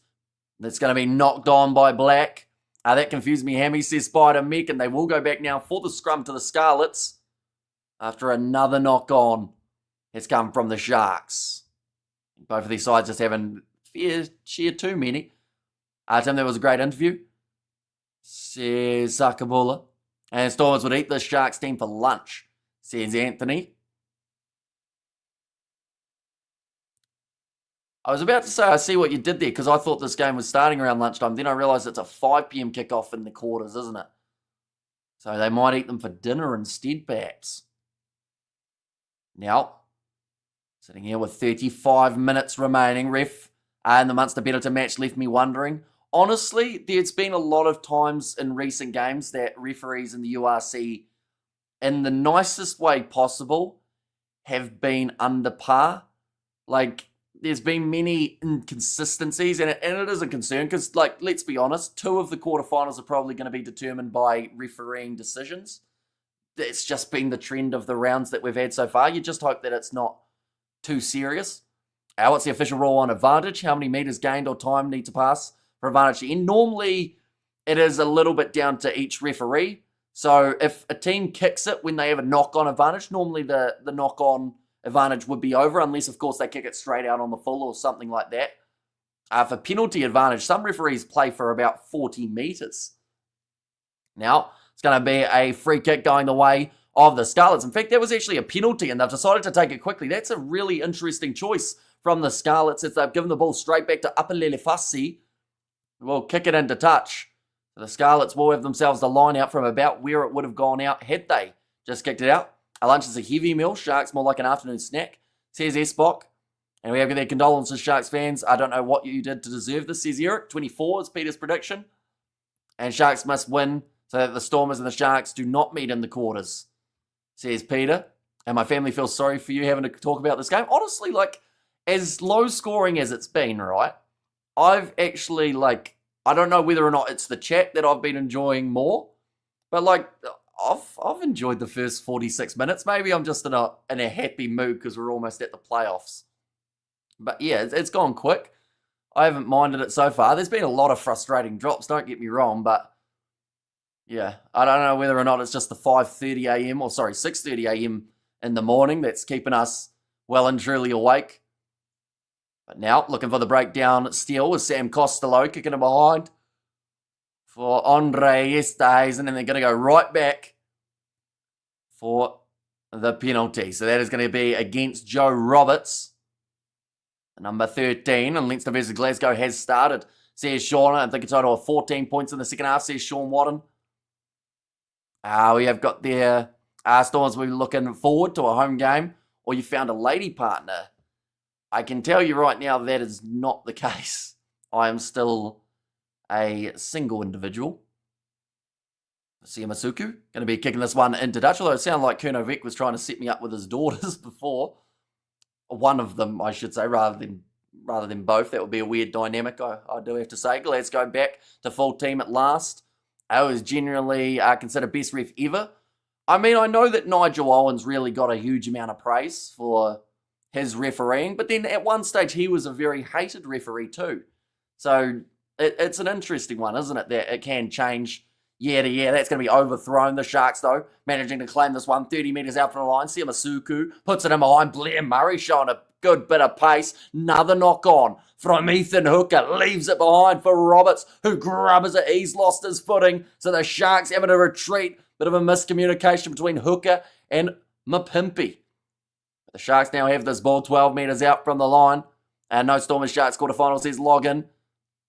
And slash at 6 a.m. in the morning. Any woman would be pissed off with your commentary at 6 a.m. in winter, says Greenway Africa. And Sharks have not had a good coach since Plumtree left. So here's Greenway. That one is going to be put into touch by the Sharks again. And time that Jimmy Stonehouse and go the Sharks or the Lions. I wish there are many fish in the sea. You're a good catch, says Roof. And game like a TV soapy. When you come me from the loo, all is still the same. Or when you come back, sorry. And we have got the I agree. That score does not match the game, says Rod. And Notre Durban says Logan Roberts. We're currently at 49 minutes through. Henry Thomas again getting a bit of medical attention. Now, I believe it's actually that same shoulder that he did have a bit of an injury to in the first half. He also took a knock to the back of the head earlier on. And we have there. Sharks made 2 finals in Super Rugby under Plumtree, and one we got robbed. Says Greenway Africa. And never rush to find a woman, Hamish. Let the woman find you. The finest women know who they don't want. In my experience, no point chasing your own tail. I learned that the hard way. Says Kurnovec. That sounds like some very experienced and mature advice, Kurnovec. Now, oh, was that, who knocked that out of the hands of Hughes? Whoever did, it's worked in almost the favour of the Sharks, although picked up now by Josh McLeod. Sitting 22 metres out from the line here for the Scarlets, and we'll go back across to the right-hand side. Now back to the right again. Little bit of a step coming in from Joe Roberts. And Spider Sense guys, time for work. Another day, another dollar. See you, Spider Mix. So we will see you later. Nice turnover there for Lorenzo Julius. Now Vincent Tachuka almost had his knee bent the wrong way.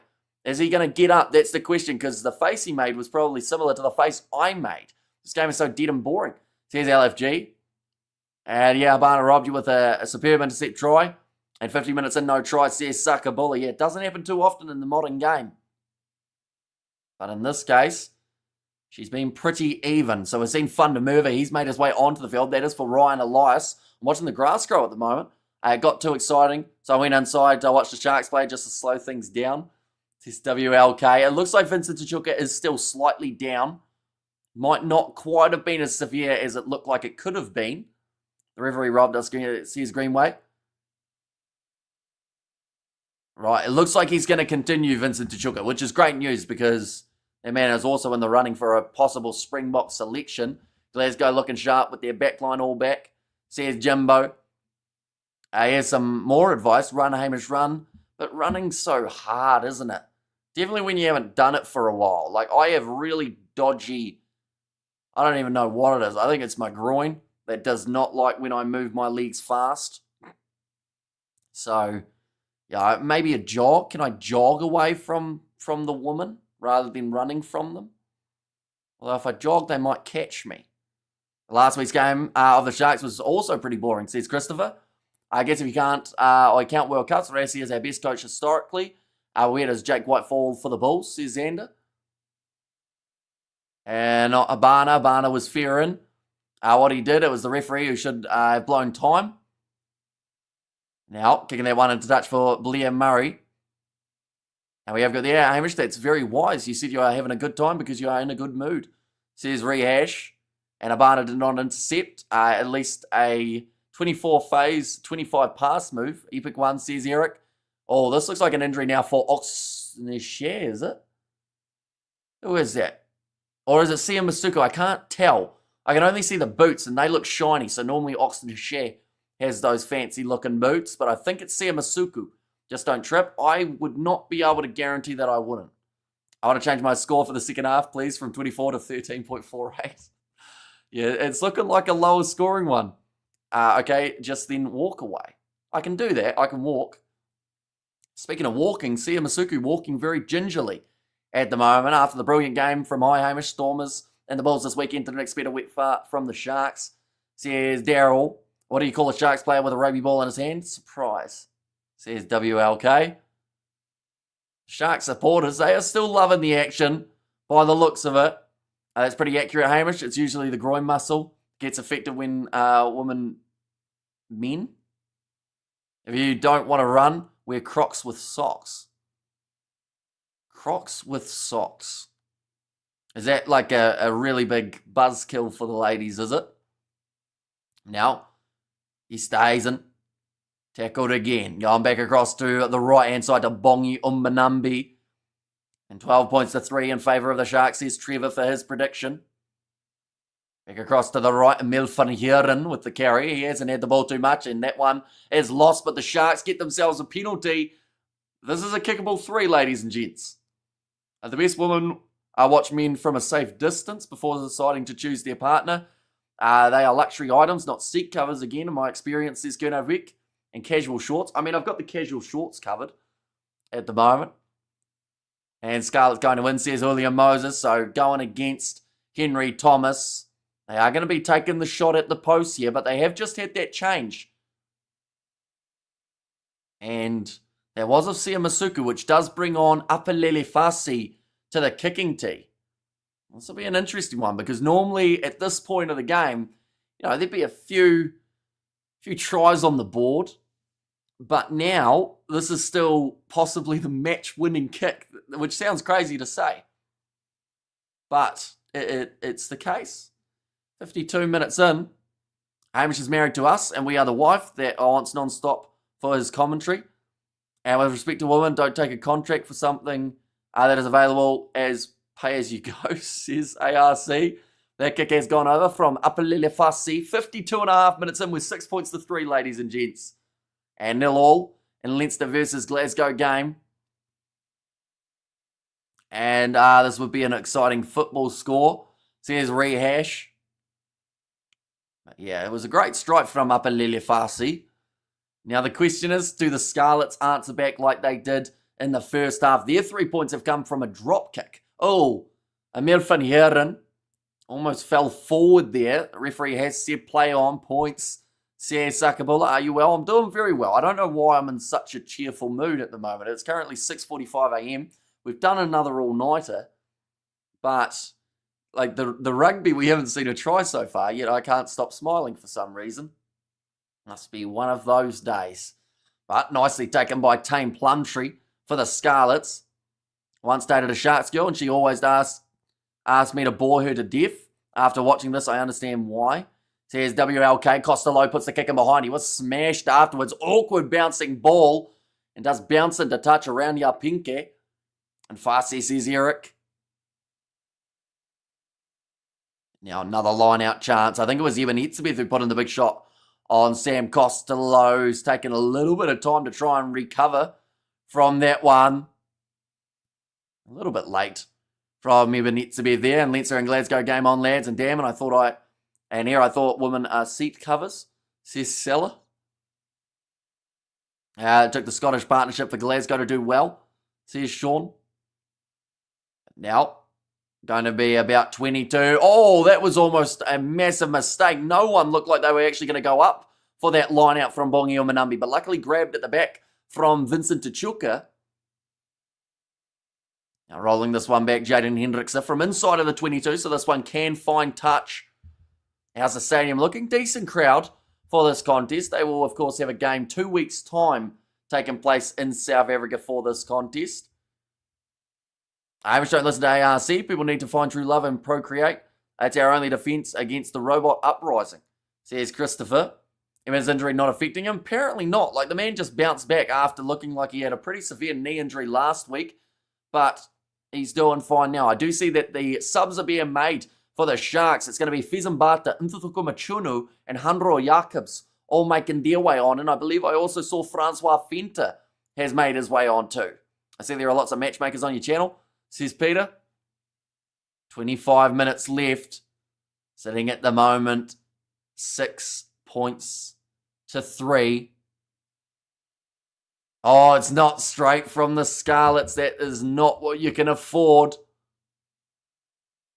And it just goes from bad to worse in terms of frustration levels for these two sides. A wonky throw. Just not what you want.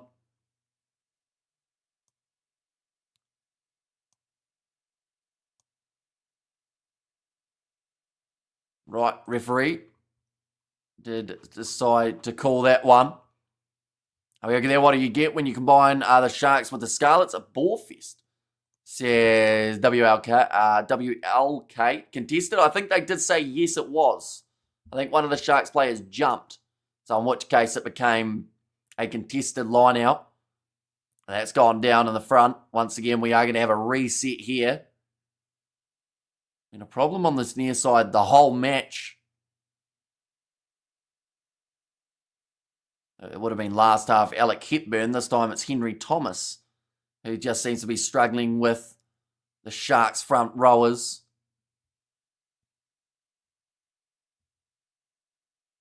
Now, we have to put this ball into the scrum again. And once I tried to cheer Hamish up, but there was nothing I could do, even when I told him about my candle collection. Says Reash, it's going to be a free kick now going the way of the Sharks. They will be able to just take this one freely. Durban is known for lazy afternoons on the beach. The only times Kings Park gets excited is when the Bulls play there, says Christopher. It looks like Abelile Fasi is just going to go for the up and under kick here. Or is he? He's going to try and kick it deep into the Scarlets 22. They have managed to hang on to it at the back though, and Blair Murray kicking early. Rather than running it forward, that one's going to be taken quickly now by Apalele Fassi. Goes to the short side, sitting 50 metres out from the line. We are still 6 points to 3 after 57 minutes here. Someone has to score a try. It honestly could be next try wins in this matchup. Spot on, Devet. Says Sakabula. We have the next time by. Send them some caramel magnums. Says Lilia. Kicked high from Apalele Fassi again. Makazoli Mapimpi chasing after this one. Taken well by Blair Murray. Two-man tackle on him by Andre Estazen. And Mapimpi quick hands and another drop ball. This time it's the Scarlets putting it down. It's gone at a touch. And the Sharks, they will have themselves the line out. I'm 66 years old. I've led a colourful life. I got experience by making many mistakes based on male ego. But here I am, the know-all from Cornwall now. Says Kernovec. The pass just not quite finding the hand. 0-0 other side. Says ARC. How far through that match are they? They must be about 20 minutes, are they? Or maybe not quite. Maybe about 10, 15. All right, we'll have a look. Currently, they are 10 minutes in and it is 0-0 between those two sides. Hamish, I was not too far away from the stadium today on foot. Came past a Kung Fu dojo. It was cool, says Rehash. And I guess Neyman just cleared out a three-man ruck, all of them by himself. He's a monster. Says Jimbo and 12. Says Patrick. And score should have been 30 points to 3. 12 minutes in. Oh, that one. We're seeing the crowd still putting the thumbs up for the Sharks. They're enjoying the action even though we haven't had a try. This is one of the longest times that we've gone without a try in a URC game. We are going to get to see another scrum here for the Sharks. Jaden Hendrickson. I don't think he'll be a mile off getting subbed off for Bradley Davids. Just to start throwing something different at the opposition. See if they can disrupt the rhythm a little bit. And hopefully a yellow card soon can open up the gates for points. Says Xander. But now, scrum has gone in. Now, pretty much every scrum we've had a reset. This one's different, though. It's going to be play on. Now, big run from Andre Estazen, shut down early by the Scarlets defence, which to their credit has been impressive throughout this game. They've gone for the counter ruck. They all but ended up with the ball, but the Sharks have still got it. Vincent Tichuka driving forward. Now, Hendrickson back across to the right-hand side again, finds Maveseri. Oh, that was almost a mistake from the Sharks. Again, not expecting the pass for Francois Fenta.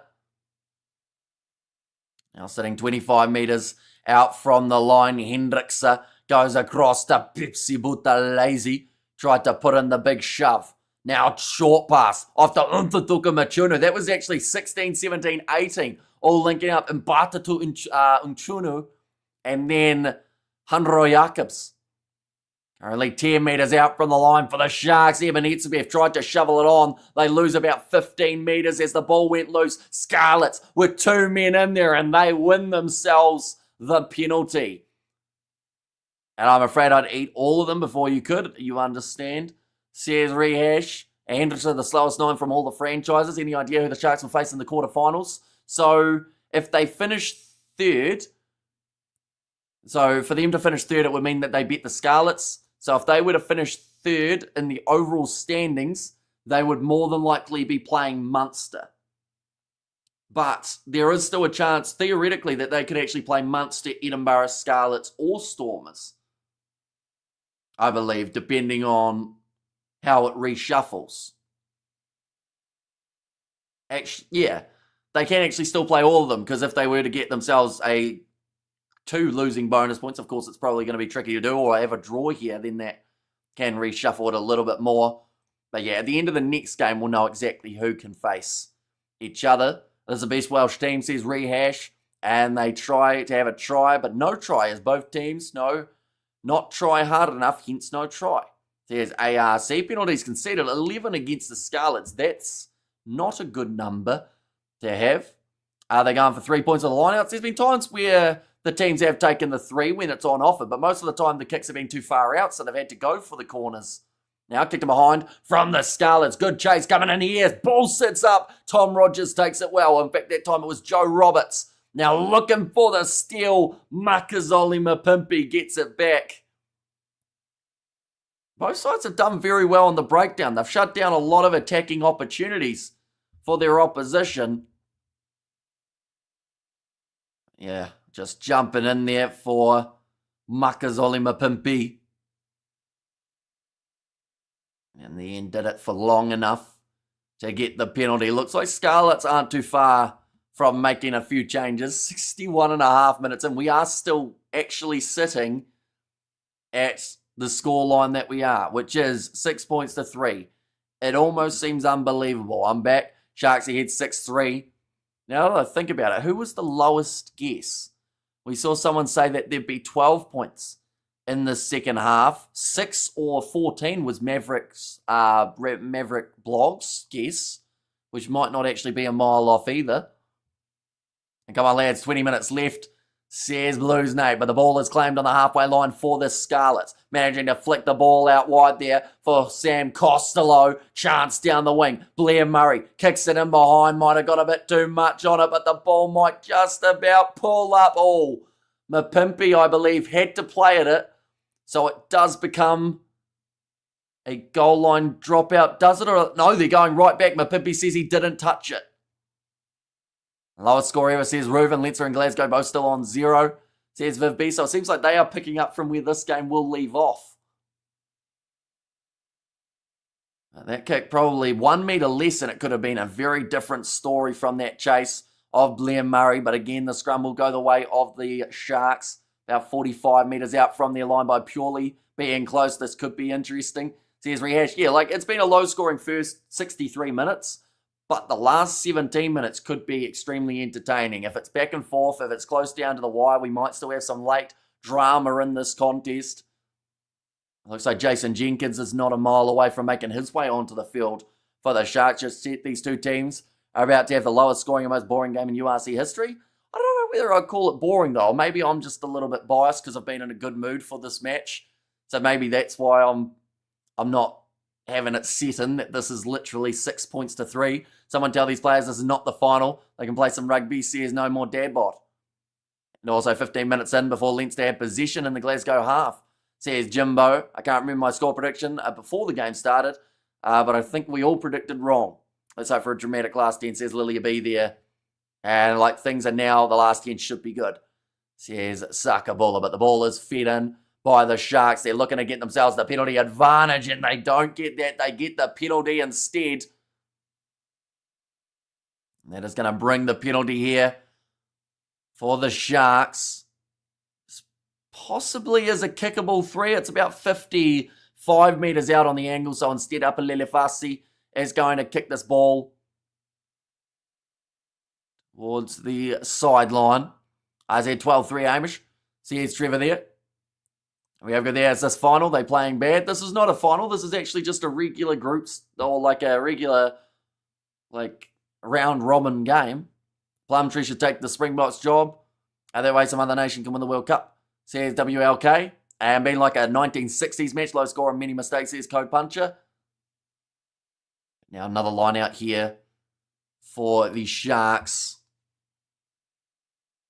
I am still hopeful that we're going to see something big near the end of this game. 18 minutes in and it's 0-0 between Leinster and Glasgow as well.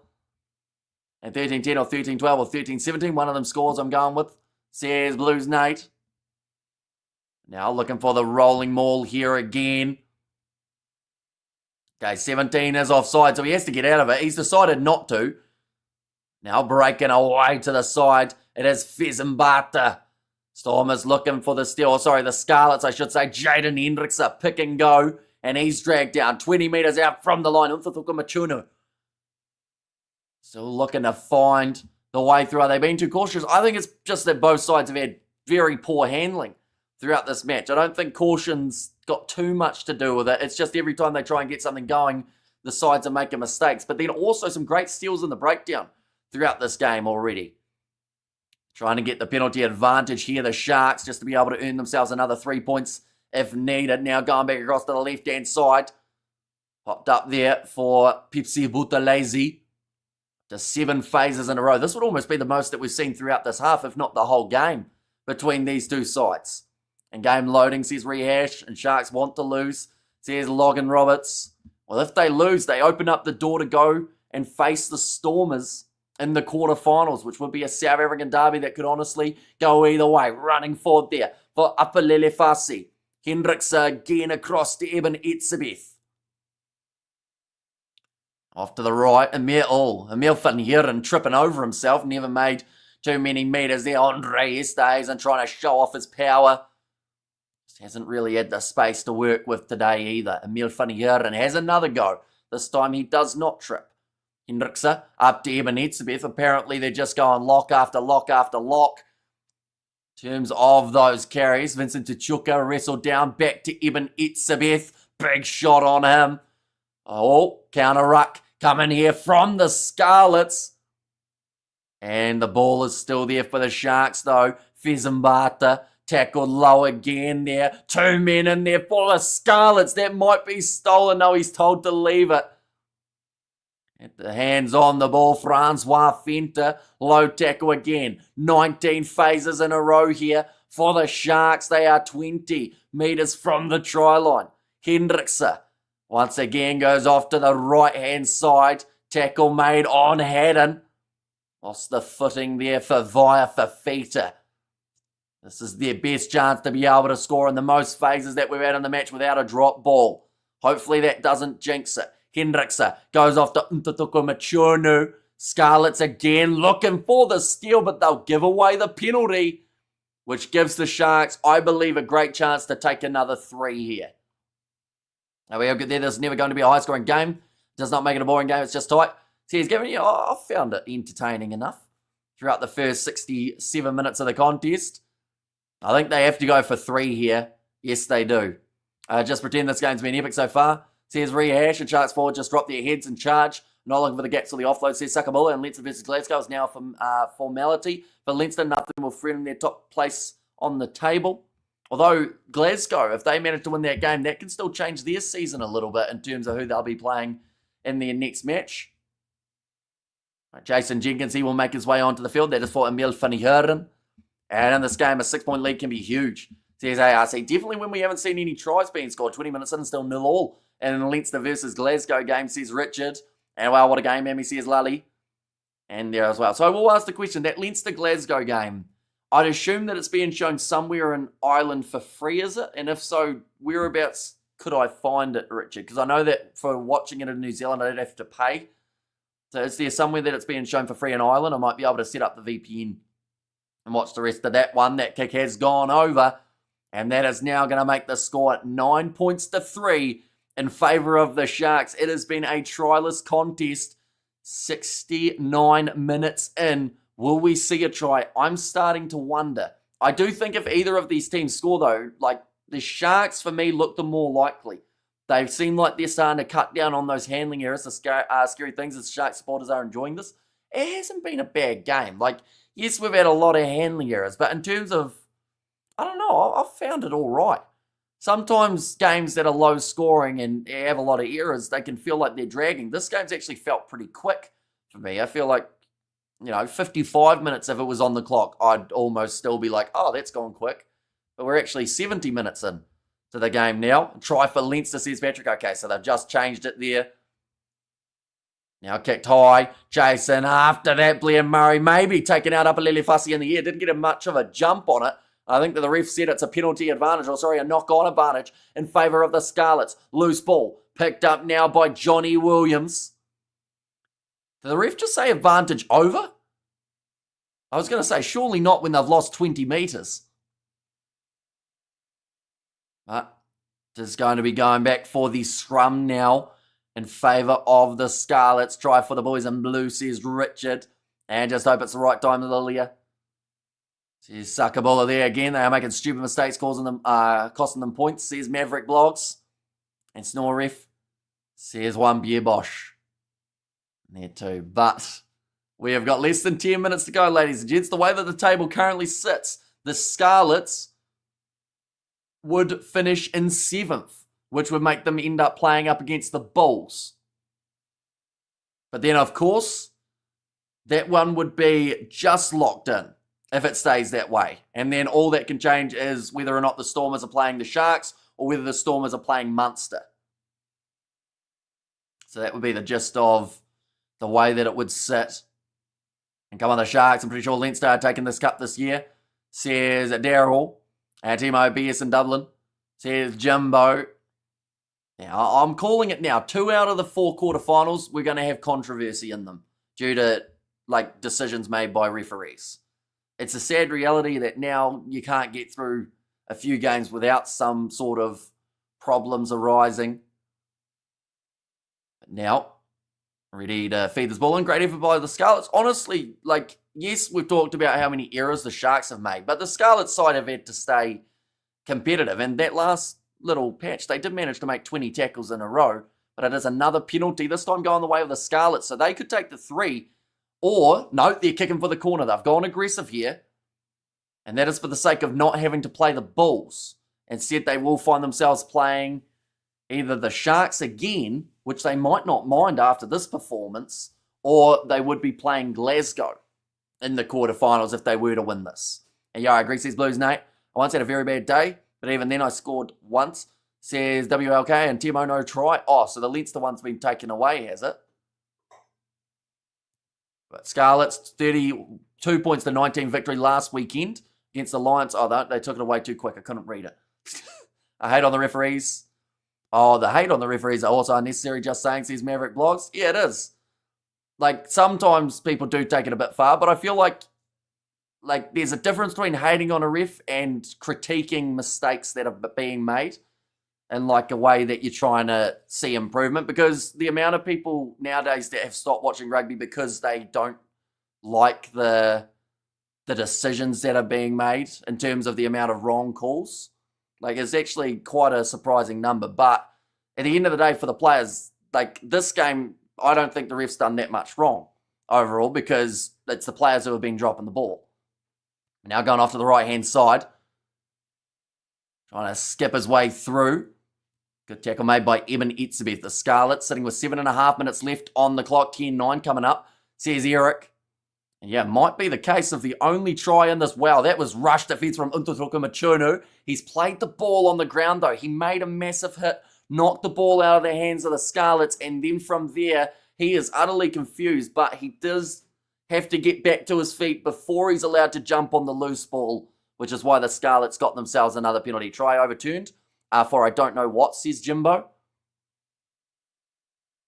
And we have got there, whoever the moderator is, says Seller, not timeout people. I'm not sure who that would have been, yes. But if you do it respectfully, things would be different. Says Maverick Blogs. Yeah.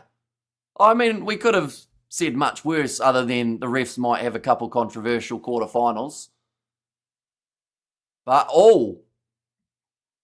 what's happened here? The Scarlets were about to have a line out, and the ref's gone, actually, we're going to go back for a scrum in favour of the Sharks because they didn't throw it in time? Wait, what's going on?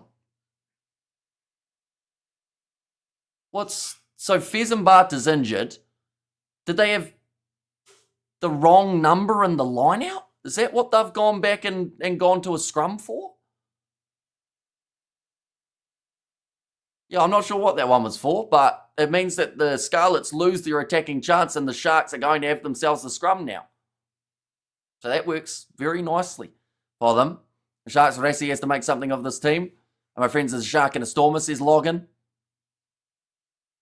Now, Jaden Hendricks, so I'm surprised they're giving him as long as they have. I think Bradley Davids will be eagerly awaiting the chance to make his way off the bench. 76 minutes is fast approaching.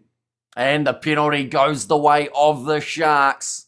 Whoever plays the Sharks in 2 weeks will have a good chance of winning. Cannot believe this, they this bad with all these stars.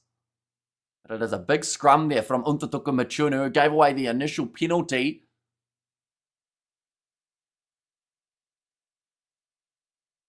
Yeah, just getting pushed backwards there was the replacement tight head. for the Scarlets. The Sharks will be able to kick this one into touch. Just like the players are scrutinised due to their performances, refs are also. Says Lilia B. Now ready to throw this ball in again here. It looks like the change, Sam Costello, taken off the field for the final 5 minutes in this match. That'll bring on Owen Lloyd. And Jaden is the worst scrum half in South Africa, says Honeys. They have decided to keep him out there for the full match by the looks of it, unless Bradley Davids gets like a minute at the end. Almost stolen there by the Scarlets, but jumping up high was Eben Etzebeth. The Sharks are in possession. Leinster not doing good either, says Maverick Blogs. And then 0-0 at the moment up against Glasgow, having a try ruled out by the sounds of it. Bit of controversy in that one too. Now Hendricks a whole but charged down for his kick.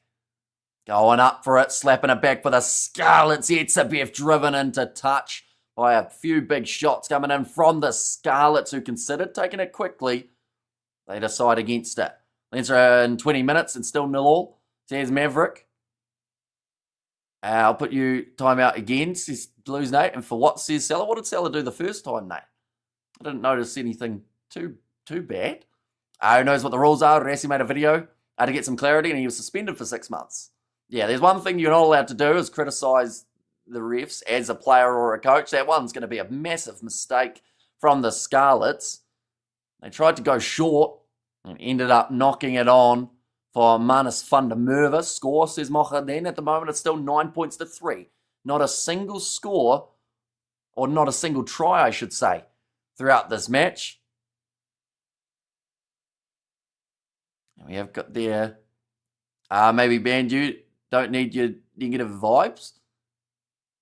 When were they? Did I miss something in the chat? The last message I saw before she got timed out was about walking away rather than running, because I said I was injury prone. But I don't think that was, surely that wasn't the one that got them timed out. Now ball's going to be fed in. Jaden Hendricks told to use it 77 minutes through this contest. Andre Esterhuizen tackled around the halfway line. Scarlets off the feet. So not able to get the position. Now looking for the steal. No, penalty goes the way of the Sharks. This one might be a kickable 3. Maybe. Now we have got there, Rassi is an unknown entity, unpredictable. Right. I think up in Lily Fussy, he took a couple more steps towards the halfway line just to see whether or not the ref would allow him to take the goal kick from there. He has also run forward a few extra metres, knows the skills of earning that extra meterage. Now 22 metres out from the line, the Sharks are once again going to be on attack. I will reiterate, if Scarlets don't get a bonus point from this game, they will face Leinster in this one.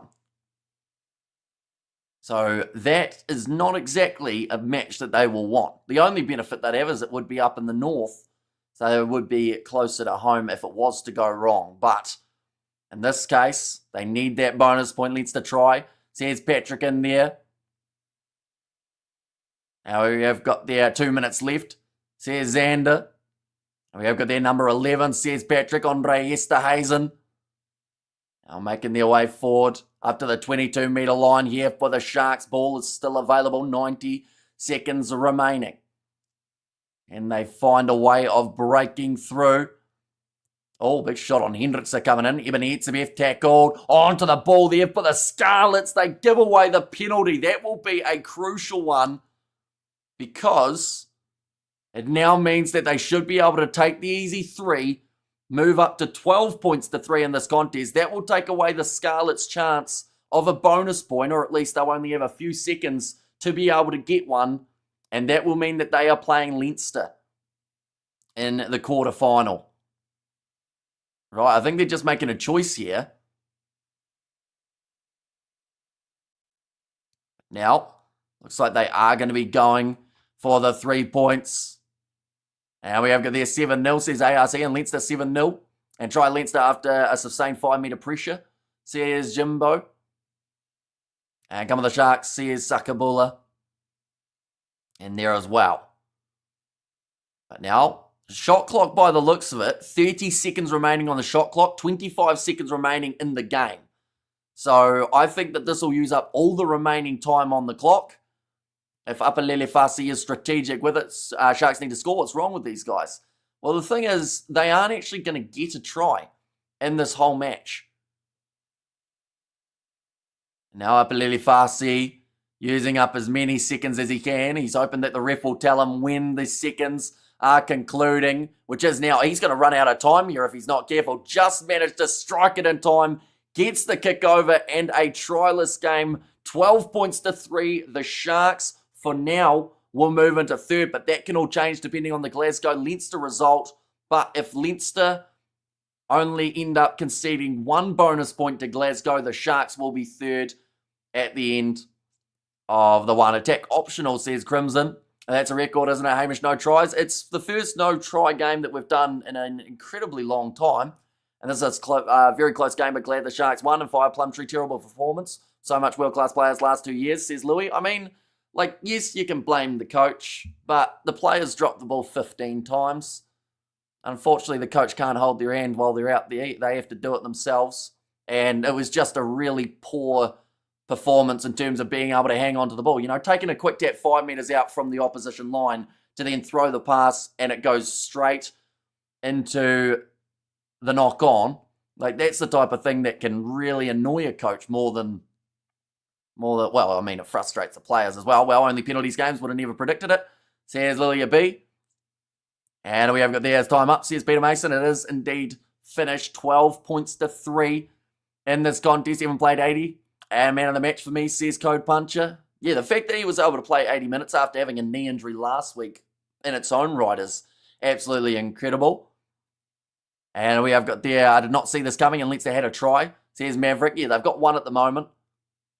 And we have got there, Rassi. I must be worried. What a bad show in terms of the Sharks' performance. Yeah, they've not really lit the world on fire going into their next game, that is for sure. But, I mean, they can improve. 1 try next week will be a bonus. Fair play to the Scarlets for holding for the 80, but a W for the Sharks. Thank you, Hamish. Thank you, everybody, for making this a great evening for me. God bless you all, says Kurno. And I think the sad thing for the Scarlets is they played a lot better than missing out on any form of point here.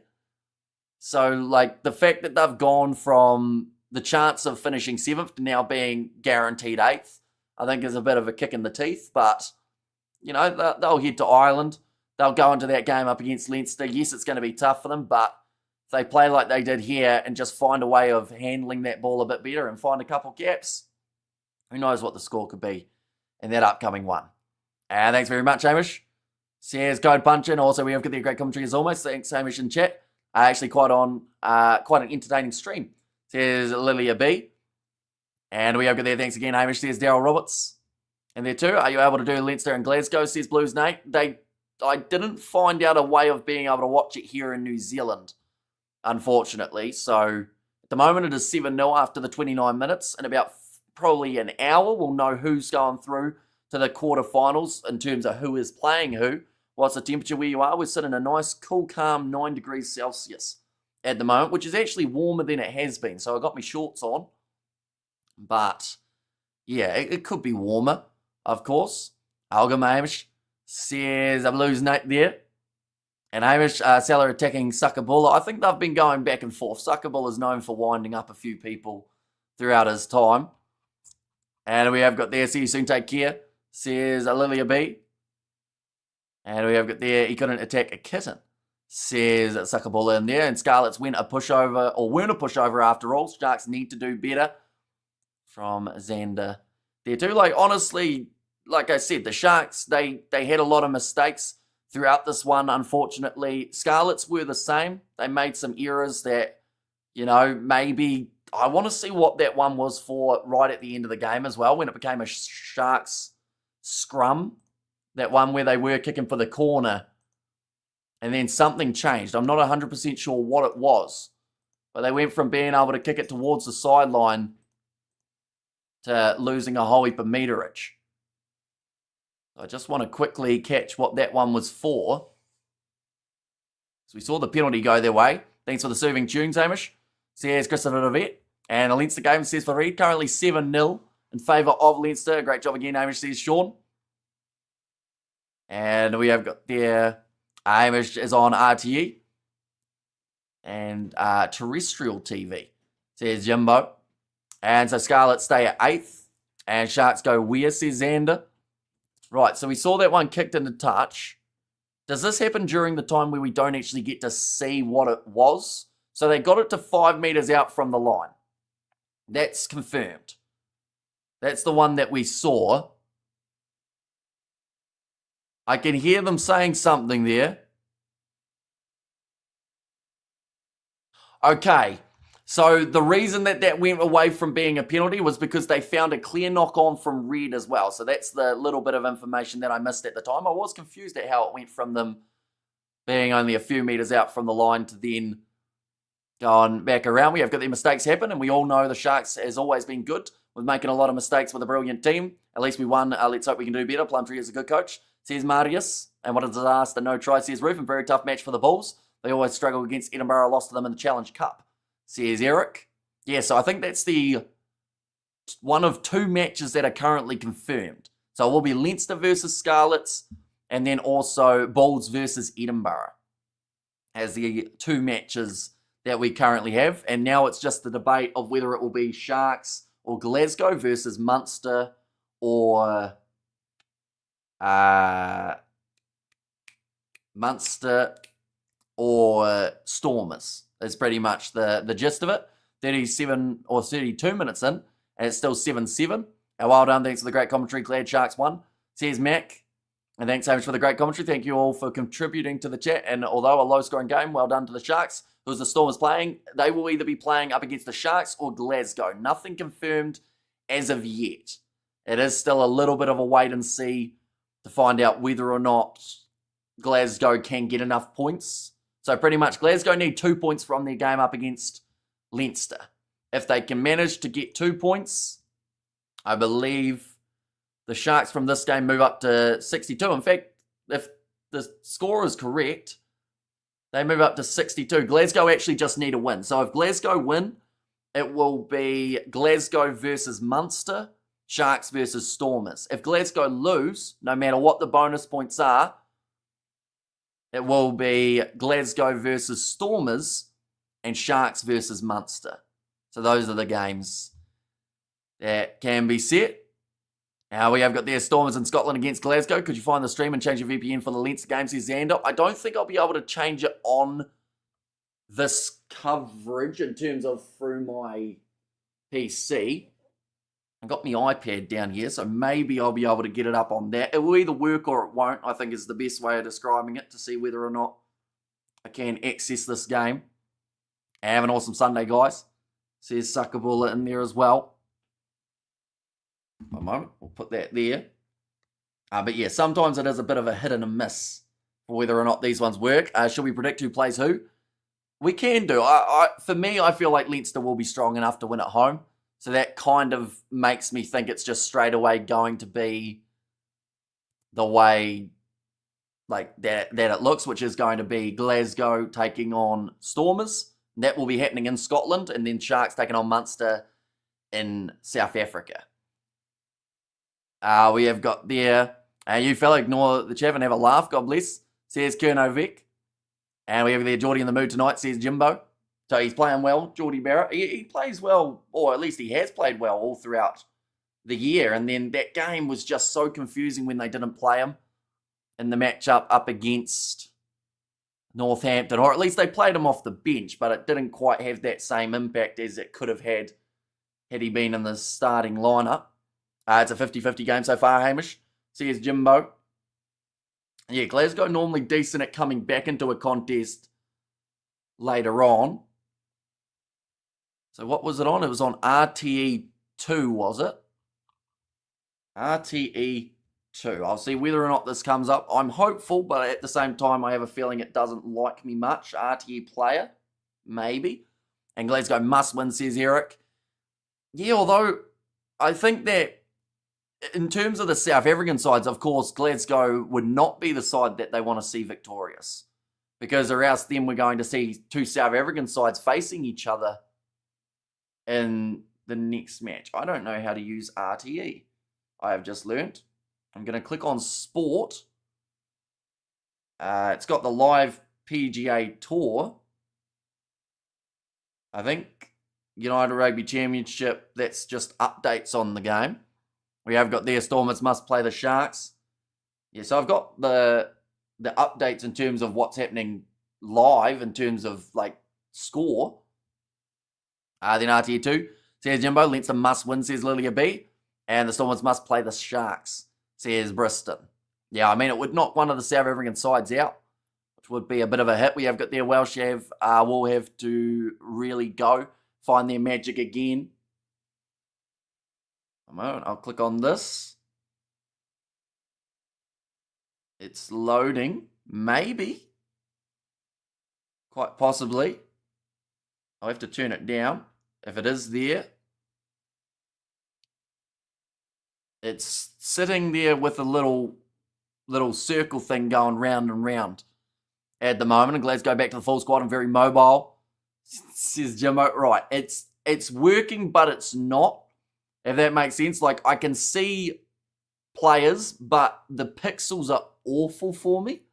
So I don't know whether or not it's going to take a while to then kick in, or whether it is just going to be really blurry throughout the whole one. But at the moment, I can't really recognize any players because of the blurriness of it. Bulls vs Edinburgh, a tough one, but the Bulls will take it.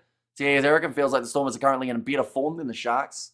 Says Xander, yeah, I'd say so. Like, the Stormers had their fair share of errors in that game too, but I do think that the Sharks, the amount that they dropped that ball throughout that game was just, like, really concerning. You know, that's very hard to see. I would show you what it looks like, but of course then I'll probably get copyright strike, and that would be a bit of a balls up. But yeah, I can see roughly what's happening, but I can't tell who anyone is because of the fuzziness of it. Like I said, Glasgow have got the ball. I think that says 38 and a half-ish minutes in the contest. Still 7 points to 0. That looks like maybe Tui Pilotu might have put the chip in behind. Tell you what, Tui Pilotu got close to scoring that one. I think it was him anyway. And Sharks versus Munster and Glasgow versus Stormers are the two 50-50 ones.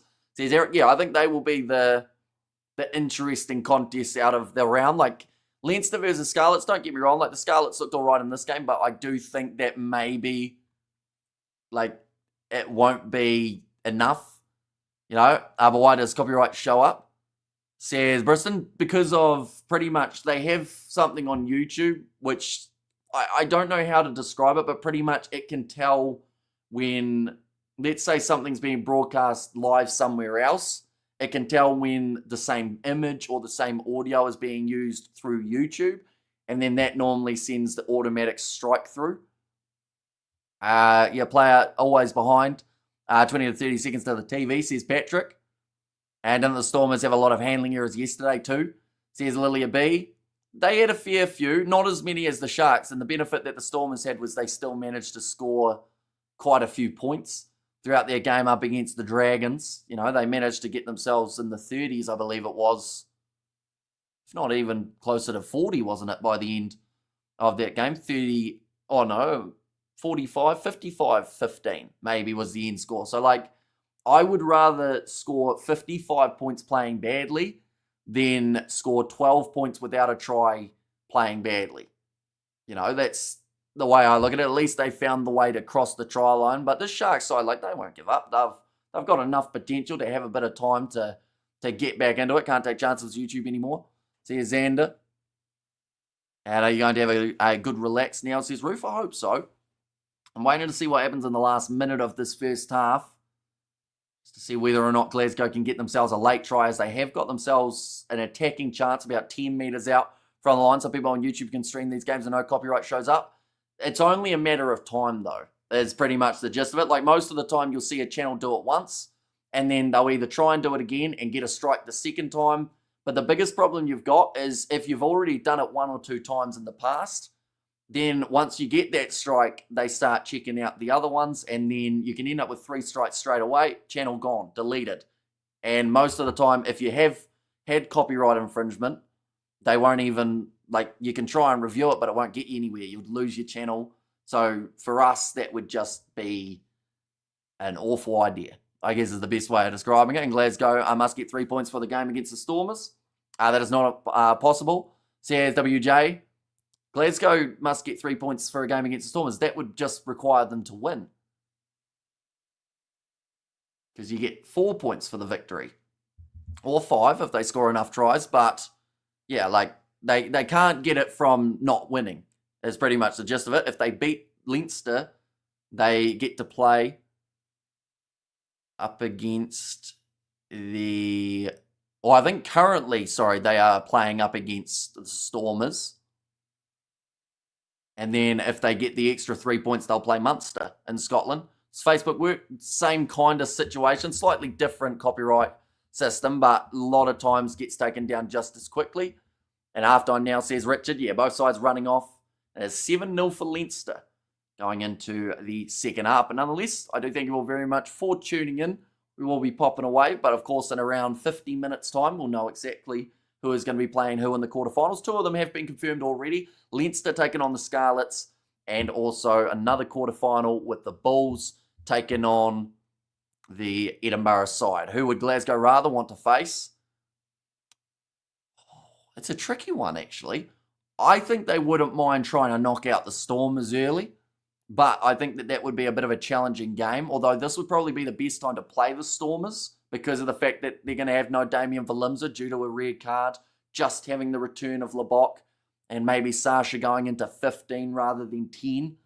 So that might be the best chance that you've got to be able to beat them, but I don't know, they're going to be still tough. Either way, Munster, they're kind of going through this last season. Peter O'Mahony would love to get a title under the belt again before ending it off. They want the Stormers. They're horrible. The moment they leave South Africa, says Eric, a friend of mine got a copyright strike for just humming a Beyonce song. Yeah, it can be literally absolutely brutal. We've had, I think, 3 or 4 copyright strikes in our channel's existence.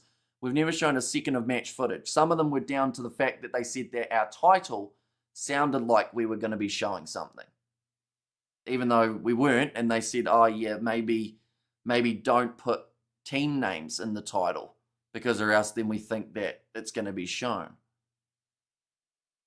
I've also had a copyright claim for my voice. On a cricket live stream, a Canadian cricket broadcaster said that they owned my vocal cords. So that was unfortunate. So yeah, we've had some weird ones from our time on YouTube. We have there Glasgow must win to get a game against the Stormers, says WJ. Although the way that the table currently sits with the Stormers sitting in 5th, Sharks managed to get themselves the victory. So because it is 4 versus 5, Glasgow is sitting in 4th at the moment. Stormers in 5th, so they would be currently playing each other. Now, if you're looking at a table from before the the Sharks winners in, then Glasgow would be facing Munster currently. Glasgow are exhausted, says Mark. But yeah, Stormers finishing in 5th, which means that Glasgow with them currently sitting in 4th, means that they've currently got their game up against the Stormers. If they win up against Leinster, they then book themselves a spot up against Munster, and Sharks would play the Stormers. That is the way that it currently sits. Leinster's path got easier. Scarlets in Glasgow, then the Bulls. Or Scarlets at home, if it goes according to log position, says Eric. And also Canadians claim for everything, says Xander. And there as well, welcome speaks later. God bless and take care. I'm away to go. Our dogs need to stretch before dark, says Kuno Vic. But nonetheless, I do thank you all very much for tuning in. If you did enjoy, of course, be sure to leave a like and subscribe. We will be back next week. Why don't Sky have the URC? Had to fire up an illegal stream to watch Geordie play. You didn't, though, because if you're in New Zealand, it's free to air on TVNZ+. They have all the South African games on there. All you need is your email. It's free to air. You don't have any problems with it. But that is the New Zealand broadcaster for the URC, TVNZ+, not Sky Sport. So hopefully that saves you from getting a virus for the upcoming games. I'm going to Scorched Earth. I'm going Scorched Earth if a random Canadian told me they owned any part of me. That being said, I lease out my left nut, says Christopher DeVette. Well, there you go. And good luck, Hamish, says Patrick. But yeah, next week we are going to have the Champions Cup final that we will be covering on the channel. Some Super Rugby, maybe. It might also be a week where we have to get a fill-in, depending on what happens, as I might even be going up to watch a Super Rugby fixture. Maybe. I'm watching URC on Sky right now. Says Jimbo, I think he's talking about Sky in New Zealand. for that one. Nonetheless, thank you all very much for tuning in. If you did enjoy, be sure to leave a like and subscribe to the channel. I will see you all for the next one.